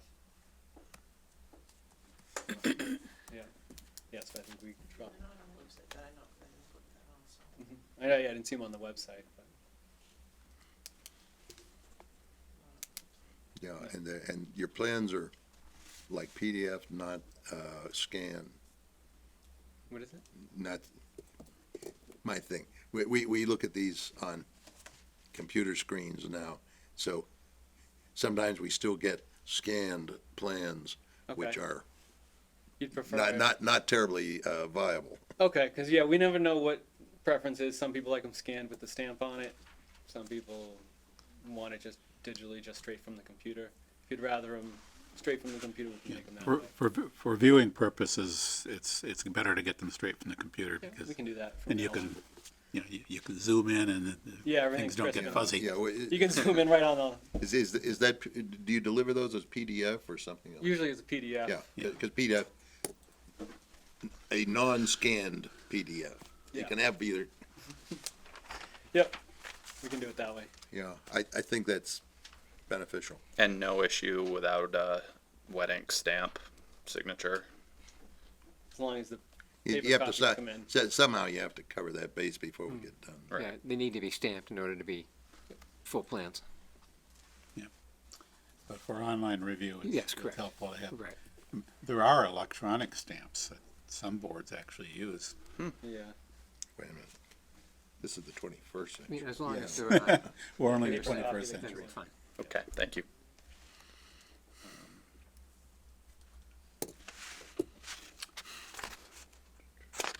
So anything else? That's pretty much where we've been from last meeting till now. And any progress with the turnpike? We haven't heard anything back yet with the turnpike. 'Cause that's very important to me. Yeah, and now, that process does take a long time, so that could obviously be a condition that gets completed. There- Without it, we wouldn't be able to move forward, so. There was the question raised about the emergency drive there, that the board, generally speaking, would like a through road rather than basically a dead-end system of streets with only the emergency access.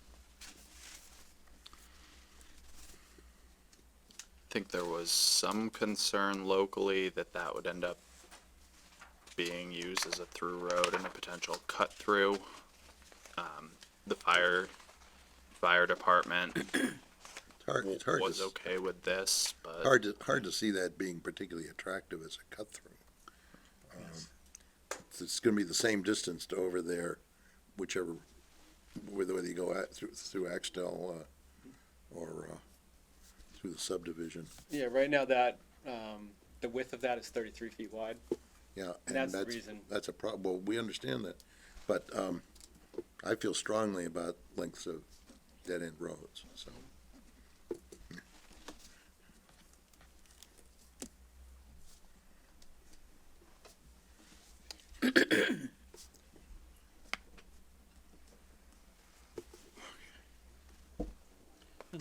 Does that road connect to Magnolia Lane, on the top? No, That's no, the it connects to Wesson? Wesson. This one coming up right through Yeah. here. Yeah, it eventually connects up to Wesson. Oh, okay. Yeah, the one over there connects This to one goes me. up to Magnolia.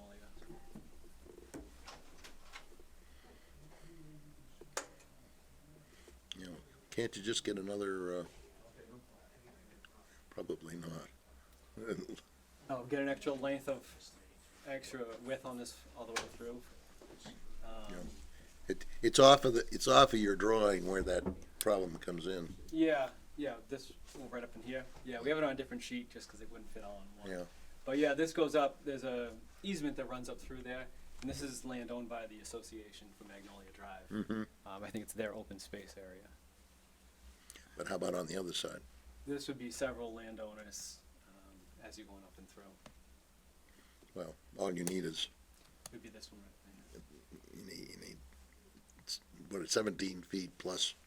there. Plus the rounding. flares on the end, yep. Excuse me, could you clarify which road you were talking about? Is it the end of Wesson Street? They were talking about the emergency drive that comes off. It comes up and connects up to Wesson. I'm the abutter on the 7, so I have a lot of concerns with Yeah. that road. You're right on the That- corner. In the easel, I'm 27, I think you're up in the back. on this one. Yeah. Yep.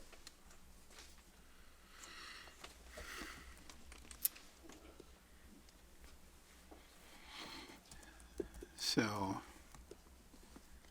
mean, that is an issue for this board.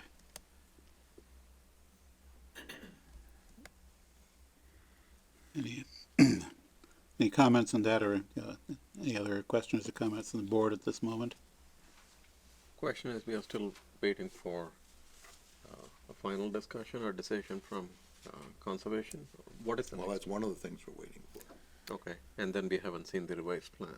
Have what? The revised plan, we haven't seen that, right? Right, we haven't seen We the haven't latest seen it. plans, they're not. But we're also, I'm waiting for a resolution with the turnpike to have the proper rounding and adequate visibility, and we'll have a little bit better idea about some of that when you get your traffic plan, traffic study done. Yeah, the traffic Presumably study is also he'll, pending. Okay. They will evaluate. Yeah, that was all Document that submitted situation. already. The site distance analysis of this intersection, evaluation of this intersection was provided in the original application. I'm not sure, well, again, I think that was a scanned plan, but, or the plan that was based on was, I It couldn't. was a written report. Yeah, Should have been in yeah. there. But I'm not sure whether I saw what I need to see there. The turnpike is, can you tell me, the turnpike is somewhere here? Yeah, the That's- turnpike is running right through here, and there's a sliver of land to get this rounding in at the bottom. So this will be just out next to the overpass? the Yeah, right next to entrance the overpass. So they've already had discussions with DOT on that, and so far as it's working its way up the chain, they haven't seen any issues with it. They do it routinely, it's just a process to go through. Every time I've heard anybody ask the turnpike for anything, it's been forget about it. Yeah, sound wall, someone, I think some people said they want a sound wall. And I remember when the turnpike said, this, this 10 or 20 years ago, this is your last chance for sound walls, we're never gonna build any more. So it's the landowner's problem. Because, the turnpike doesn't, that was before the turnpike changed to the way it is now. Yeah, it used to be a lot more difficult. Now, just basically their feeling was it doesn't affect the turnpike. They don't have to spend any money. when this came through, they had taken amounts of land, so this happens to them where, to make the land usable again, they grant easements back as long as it's not going to cost them anything or impact any of their functionality of the roads. The thing is that I went out and stood as best I could tell from your stakes where I needed to look for visibility to the, I suppose it's south.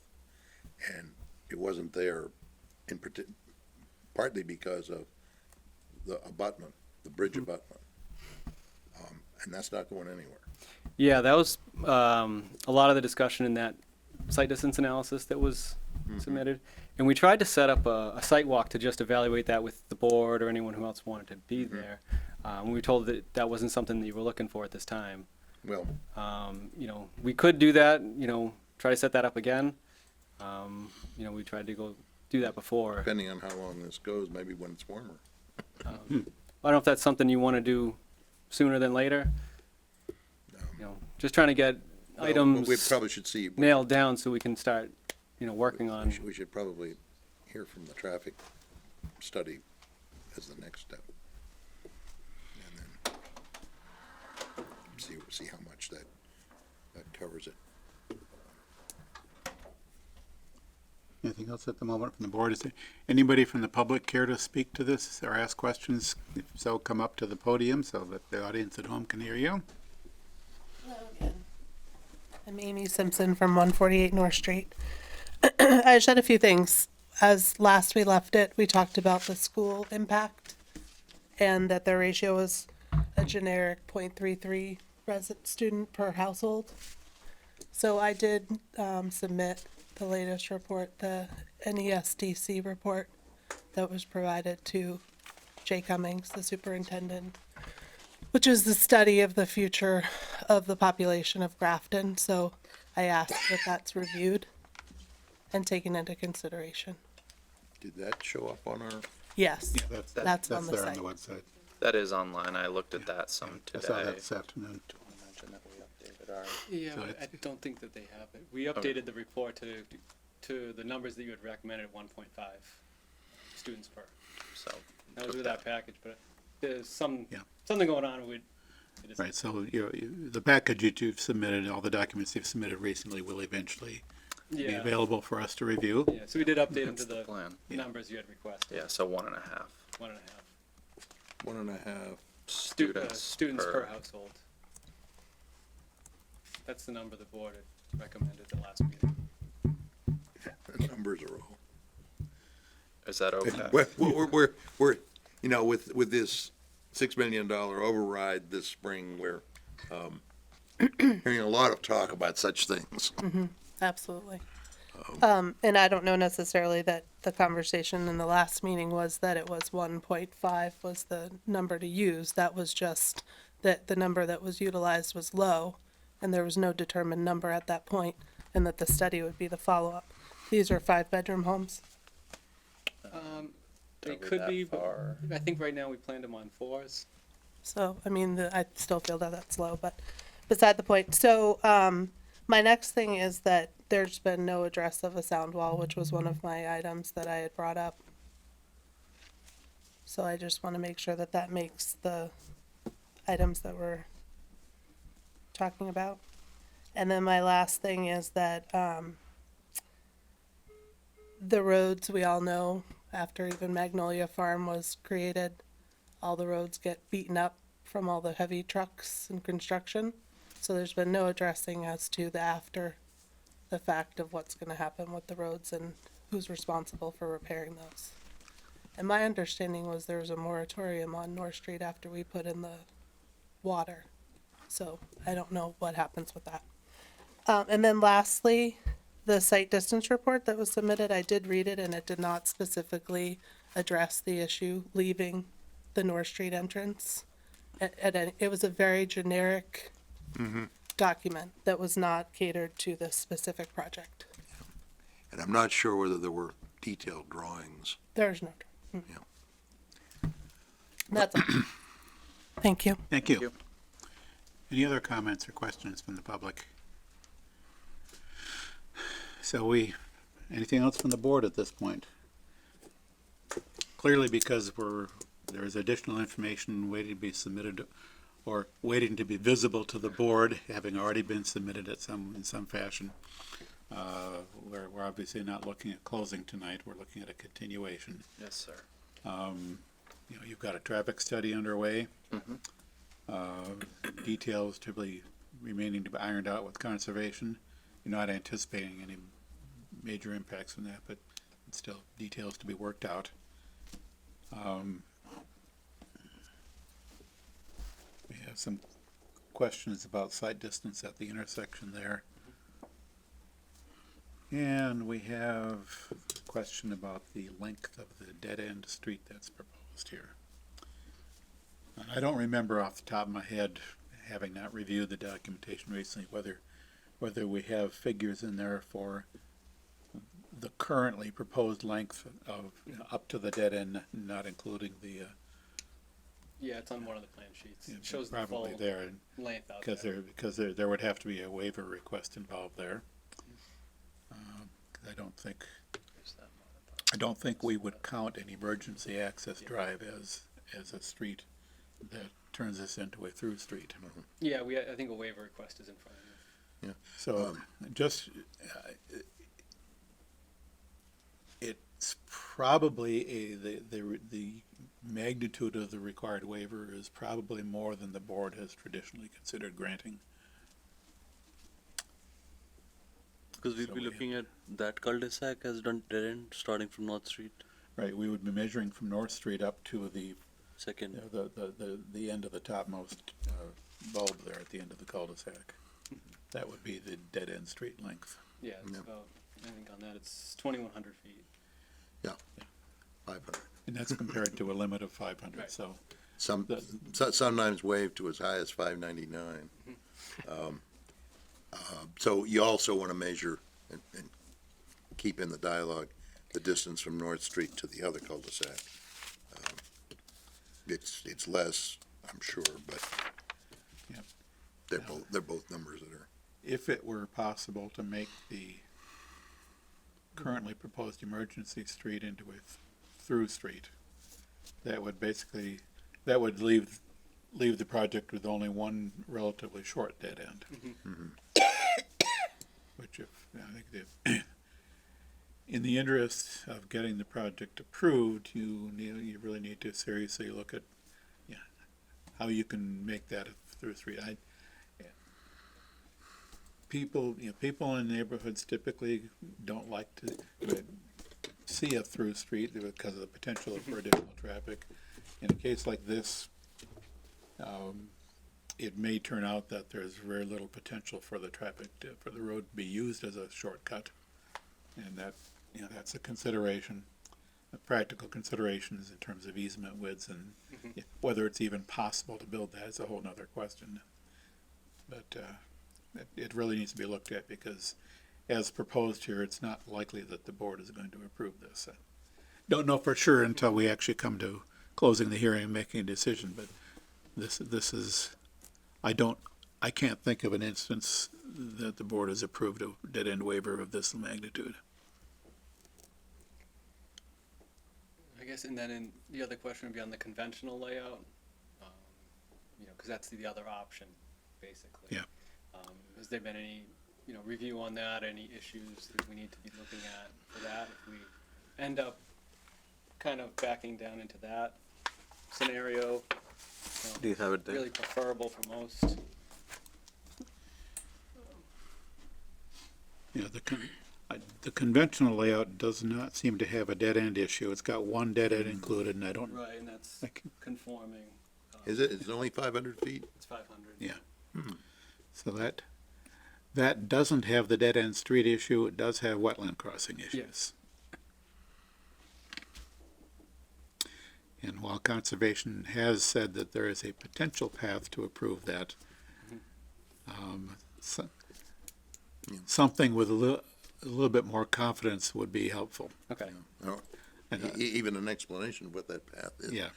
Because it's not so much, well, maybe it's important to know where the flags are, but in the crossings that you've got.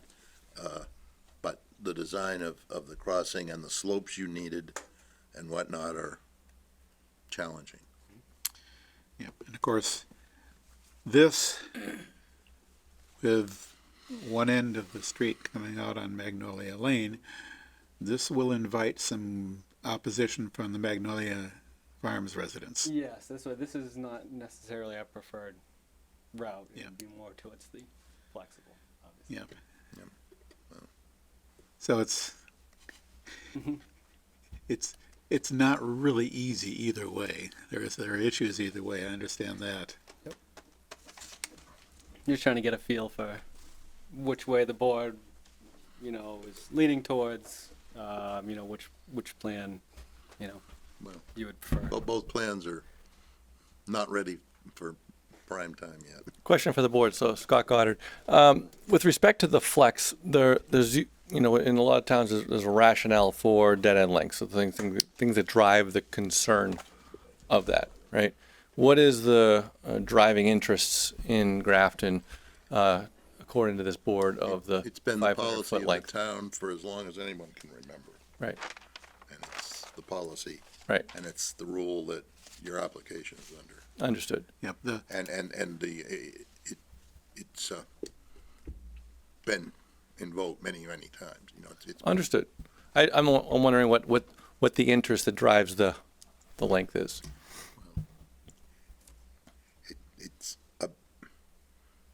it's at least a policy that's been around for a long time about how land develops, and how the road network develops. None of us were here when that rule was adopted. Oh, I understand that. I don't. Maybe I'm not making my question clear. So what I'm getting to is there's reasons behind these regulations, right? And so I think if the design team is looking to present a waiver request to this board, we want to be able to speak to those reasons so that we can adequately demonstrate the protection of those interests, right? So as an example, when I'm speaking to the fire chief, the reason in his mind that dead end length is a concern is for emergency vehicle access, right? That if there's a emergency that requires access to a particular stretch of road, that there's limitations on getting vehicles in and out, right? So in his mind, 500 foot in length or less is not a problem, or 500 feet, they would want a secondary point of access, right? So that's why when I spoke to the fire chief, he said, as long as you put the secondary access point in here, they're good, right? So in my mind, that settles concerns about if emergency access is a concern. The problem we as a board have is that, as Bob just pointed out, none of us were around when that rule was created. Sure. And in fact, there is no documentation that we've been able to find that explains exactly what interest that rule was intended to protect. I mean, it's fairly obvious that public safety is an issue, and it's fairly easy to understand that. Sure thing. From a larger point of view, it's more of a, we don't like to see long dead ends. Perhaps there's a variety of reasons. I wish we knew exactly why that was done, because it would be somewhat easier for us to decide on the application of the rule. Which I would understand if we came in and proposed this application ending here, right? Then it would clearly seem to fly in the face of your request. Yeah. Right. So, yeah, not that it's helpful right now, but the board has begun to make an effort to review the subdivision rules and regulations, including this particular rule, and see if we can get a better understanding of how what this is expected to do, how other towns deal with similar situations. I mean, if we are a real outlier, we may want to be more in line with generally accepted practice. We may I think we want to try to put down in writing reasons why we think the rule is important. But that's work that we're going to be doing at best over the next few months. It's not particularly helpful right now. And, like I say, I think in the past that I've been given to understand that a number of towns have a similar rule, probably for similar reasons, going back to similar time frame, that would perhaps get looked into. But I just don't like the idea of extensive dead ends in our road network. I want traffic to flow. I come from places where the roads connect, and you can go around either way and so on. I go up Grafton Street into Worcester. So I get up to whatever the square is, the five-way square. Just before I get up there, there's a big subdivision area to the right, to the north. And you get in there, I've gotten in there. I didn't know how to get out because there's like, it's like a maze. It's one place in and then the roads go everywhere. I don't like that arrangement. I don't think that's a good arrangement. So I think it's important that we have interconnected road network. Because what we're doing is going to be here 100 years from now, as far as the way the roads go. We have traffic problems because everything is concentrated on a very small number of streets. Just 140 and 122, and, Pleasant Street. It is true that under the flex plans, the bylaw encourages the board to relax some of these standards. To what degree, it doesn't specify. So it gives us some guidance saying, yeah, with a flex plan, in the interest of good design, blah, blah, blah, the board is encouraged to waive or relax some of the standards. I don't know that any of us have ever been able to be comfortable interpreting that to mean waiving the 500-foot dead end up to 2,100 feet. I mean, I think we do have some flexibility there, but not necessarily to this magnitude. That's a decision that we would ultimately have to make if this ends up being the best plan you're able to propose.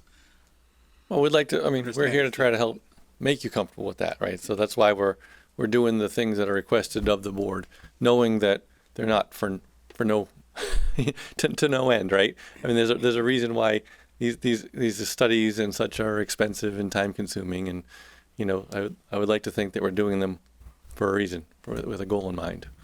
I think the board has to weigh the condition of that long cul-de-sac with the environmental impacts of the conventional plan, which requires a great deal more wetland alteration, and the flexible plan shows more preservation of open space, which is another benefit. So I think those are factors to consider, and you have to weigh the merits of both plans and decide which one you think is better.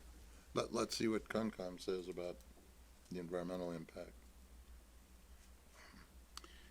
Yeah, it seems clear that we need a better sense of how Concom is going to look at the flex. I mean, Concom has already indicated they prefer the flex, and that's pretty common. They generally prefer to minimize anything that reduces wetland impacts. They're in favor of, right? Yeah. Can you tell us what the open space set-asides are on both plans? I don't know that I have that handy. Vito might have that. The open space on the conventional is none. None, okay. And then on the flex plan, I think we have about 40 acres. And how big is the entire parcel? 73. So over half then is preserved as open space. Yeah, I do know that the town generally likes to preserve open space. We have an open space and recreation plan almost completed, a revision of that. It continues to put a good deal of priority on open, as does the comprehensive master plan, which is now nearly 20 years old, but it also places a lot of value on open space. So for what it's worth, the town does like to see a lot of open space. In this case here, that there's a trade-off, and the board, if it turns out to be infeasible to develop a through road there, the board is going to have to evaluate that trade-off. It's a difficult one to evaluate too. It's like comparing apples and oranges. One of the things that does come up every time that we look at something like this is that once we give 2,100 feet to you, That becomes the norm then. that becomes the starting point for the next guy.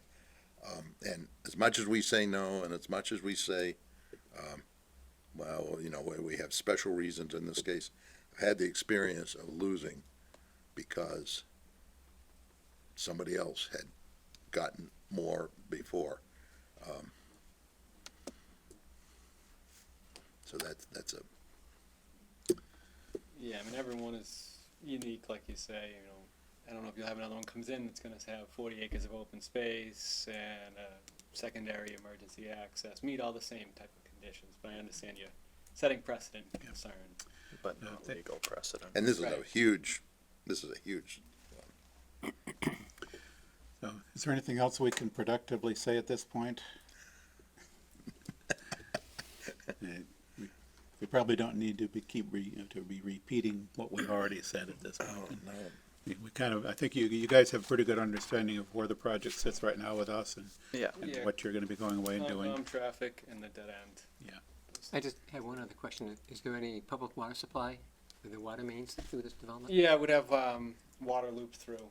On both plans? Yeah, on both plans. And Yep. sewer too. And sewer would be provided, it would need, as we talked about last time, to a pump station though. So it would be, need a pump station for sewer. I'm not hearing what you're saying. We would need a pump station. Oh, pump station. Yeah. Pump station to get to the Yeah, town. public sewer, yeah. So the sewer out in Weston and Magnolia, there isn't any out in North Street available though. So we'd go to Weston or Magnolia. And is How that- close is it on North Street? I'm not sure where the nearest one is. I know it's not right in front of the site. But either, I think it's down actually, I thought down near the intersection, the Axtell. I think it's down near there. I don't think sewer actually runs up north. Yeah. Because I wasn't able to find anything out there. Yeah. Do you know if there's a long-term plan to sewer that part of town? I don't know if there is. Yeah. That portion, I don't think they'd be able to run gravity from that point, and then the turnpike cuts it off. So that section between Weston and the turnpike, I don't think you'd be able to run gravity through there. So I doubt there's a plan to extend it up, unless they were planning on putting a pump station in. I think we should maybe ask the sewer department We were given for a the comment. option, like 4 years ago, you either opted in or opted out, and everybody opted out. I had one question. So you said, can you clarify again, what's the distance from the North Street to the first cul-de-sac? From right here up to this one? The cul-de-sac.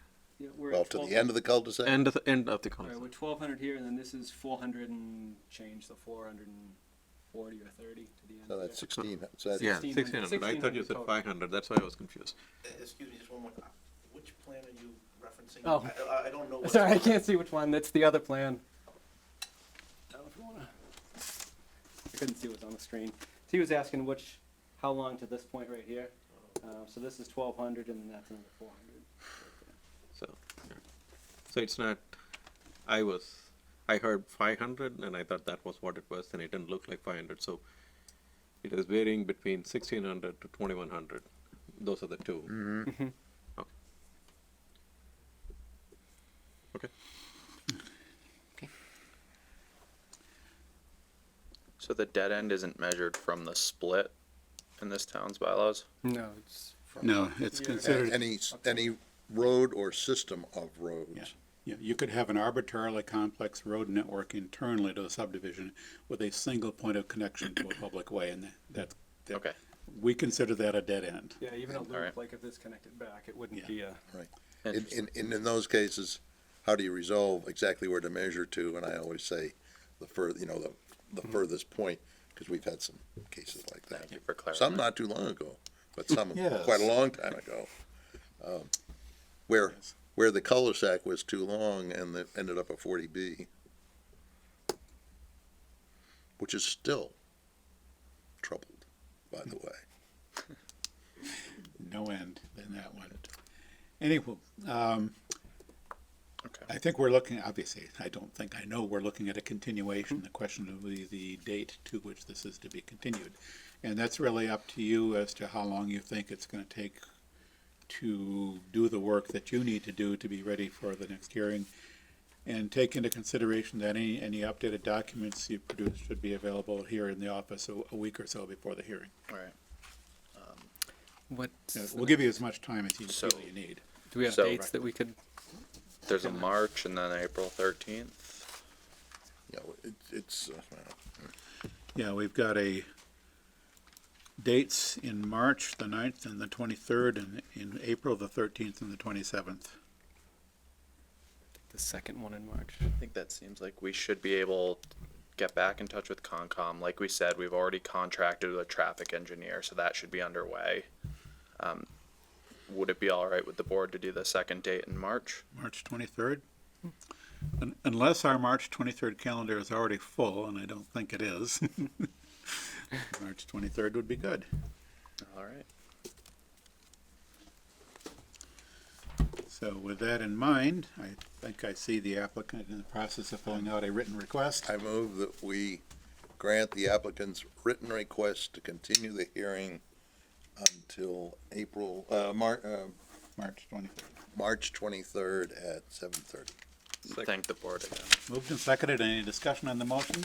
Hearing none, all in favor? Aye. Aye. Opposed? So the motion carried unanimously. Thank you, and thank you, everybody, for having the patience to sit through this, and we'll see you again on March 23rd. I will get Attorney Antonellis back to you for that one. I'll get him back from Florida. On a little vacation. You tell He's him it in was Florida. I let him have vacation. We always have this conversation. We always run into them out there as we're coming in the building. It must be Monday. You're in Grafton. Well, looks like I might be spending some amount of time here, so. Yeah. It's only 9:22, and this is the last hearing, so Yeah. We are we might have some business, but. We are done with our hearings. The only thing left on our agenda is staff report. Do we have anything by way of staff report? Just a few minor things. Alfonso has come in with a mixed-use development application. I think you've been anticipating that. At town meeting, we zoned that to village mixed-use, transit village Oh, yes, site. yeah. So they have come in with 105 units of housing and a couple thousand square feet of retail space, 5 buildings, 3 stories, with associated parking and whatnot. So I was thinking we could probably schedule that hearing for February, the second meeting in February, if you'd be willing to entertain it then, or, Oh, I'm sure, yeah. okay? Where is This is where, which place? It's at the corner of Institute Road and Route 30. Okay. Yeah, that, we knew that was gonna come in eventually. train station. Yeah. Yeah, it's fairly close to the train station. Yeah, Very. we recently rezoned that to be I forget what we called it, but it's one of our 3 mixed-use zoning districts. It's this, I don't know if you can see it on the screen, but it's Yeah. this red district there. Okay. It's, That's the Institute Road, right? The one. there's, Yes. from the intersection of East Street and Institute, there's a whole section of land heading up to Route 30, and this is the part that used to be zoned a little differently, up by Route 30, and they were in the subdivision process for residents, and the rest of that, they weren't able to combine it as one thing originally, but they made provisions, sewer and all that. And, well, you said how many units there? 105. Okay. No affordability. I didn't see anything like that, no. I think it's a requirement, but I don't, I think there is affordability, an affordable component is I required. did ask if they were Yeah, I doing any think it affordable. is. Haven't heard Yeah, back this yet. is like a rental thing? Yeah. Like a rental? I mean, they could build either ownership units or rental units, and I think it's 25% of rental units need to be affordable, and 20% of ownership units need to be affordable. So, or they may have some combination. I haven't seen their plans yet, but that's the requirement. We don't know yet whether it would be ownership or rental, do we? Because if they have I affordable, believe these are rentals. Yeah, their plans would probably show that. because that then has, doesn't that benefit from the way they Yes. count? Yes. That we get all, Yes, You get all the rentals. if 25% of your rental units are affordable, we get to count 100% of those units towards our SHI. and 100 on that would not be a bad thing. Yeah, it would help us towards our meeting our Chapter 40B requirement. Be a significant. What that does is, I'm not sure that was really too clear. What that does is, if we meet 100% of the affordable for a period of time, then no one can come in on a Chapter 40B and just build. You know, they can't just plop a development down in an inappropriate place. It stops it dead. Yeah, the 100%, the town has to have 10% qualifying affordable Okay. units. Right now, we have, I don't know, less than 5. Yeah. I think we're right around. So, just curious, so in terms of like there are 100 units or whatever, how does the population impact and other resource impact gets deliberated through this? That's what we have zoning bylaws for, basically. Yeah, and the perpetual argument about how much impact it has on the schools or on the Yeah. town budget and whatnot, and I heard different numbers tonight. Yeah. I have my own idea. But apartments don't tend to bring in quite as much as single-family homes. Right. You know, they tend to be either empty nesters or young people. And with the close proximity to the train station, you know, it's going to be young people who are going to be able to take advantage of that. And that would bump up a population we're not serving in this town very well. Hopefully. Yeah, that is, Yeah. Yes. that is the type of housing for which there is an identified need for that type Yeah, of housing. we just don't perhaps. have any. Right. It's nice for us to build, $600,000 4 or 5 bedroom homes, but you can't fit that many of those kind of homes in the available space, and that doesn't help people who can't afford them. So that will be a good one. I'm particularly pleased that that's coming in. We've had some village mixed use zoning for a number of years. This will be the first project that actually comes in under mixed use zoning. And it's nice to have it on paper in theory. Right. It's even nicer when you can see it actually work. Yeah. So, So I'm I have on encouraged by screen here the affordability requirements. Ownership units, 20% must be affordable, and for rental units, 25%. Yeah. And that 25% is the same number as for 40B. Correct. So I'm sure that, well, I'm pretty confident that we get to count all 100% of the units. Yep. Yes. so that's, we will. That's actually good news. Yes, that is good news. Anything else? Well, just to let you know, the updated zoning bylaw and zoning map are now online on the planning board page from the town meeting of last May. So those changes have been incorporated. Finally, the community preservation plan. There were two proposals that were received to update the town's community preservation plan. One from COG, Community Opportunities Group, and the other from the Central Mass Regional Planning Commission. The committee is currently reviewing those proposals now, and I think they'll be making a decision shortly. And then that project will be getting underway. Good. Yeah, and sort of by way of staff report, as I think you all know, the town has hired a new town planner who will be starting work on February 10th, the day of our first February meeting. His name is Chris McGoldrick. He's currently assistant town planner in Shrewsbury. He's not a Joe. He's his own person, I'm sure, and he Right. seems to be pretty enthusiastic about working with us. Look forward to seeing him at our very next meeting. Is Shrewsbury's planning board appointed? Yes. I'm thinking it is. Yes, it is appointed. I was looking them up the other day. Yeah, so he's been, it's a different thing, it's Yeah. different. Yeah. So, For the most part, our talent has been being pulled away by Shrewsbury. We've had 2 town administrators Oh. who did that.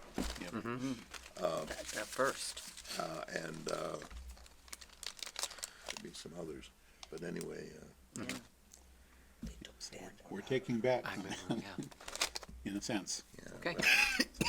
That's the AAA, the AAA league up there, right? Yeah. So, in the correspondence file, I think the only thing I saw there that's of any interest was some correspondence regarding local planning assistant status from That was CMRPC. already Yeah, there. and I don't exactly agree with the numbers in there, but it's good enough. We haven't used any of ours, and we should be eligible for all there is, because I attend, you know, we get extra for meeting attendances, and Yeah. I do my share. Yeah. And I as we believe they give discussed, you credit for 11 hours, Yeah, or well, 11 meetings, however they we count it. should have credit for at least 12. I missed one executive committee meeting last year, but I made all the T committee meetings and all the physical development committee meetings and all the all the quarterly meetings and the annual meeting and God only knows what else. So, Oh, and all the CMMPO meetings. so they've given you 11 hours. Yes. Hours earned, I but their math is off. They've got yeah, I know. They 23 minus 0 is in any 23. case, when it comes down to the last hour, we'll If you need it. and we've identified some projects. I'll talk to that- Janet. Yeah, we've identified some projects from, that CMRPC could maybe, you know, give us some of Yeah, those but hours. I think Yes. Tim and Joe had Right. some things in mind. So that's that for correspondence. Any reports from planning board representatives on town committees and CMRPC other than what we may have already heard? What was the? No, I don't think it was this stuff. No. I don't remember. I move we adjourn. Second. Moved and seconded that this meeting be adjourned. All in favor? Aye. Opposed? Declare the motion carried unanimously. Good night, everyone.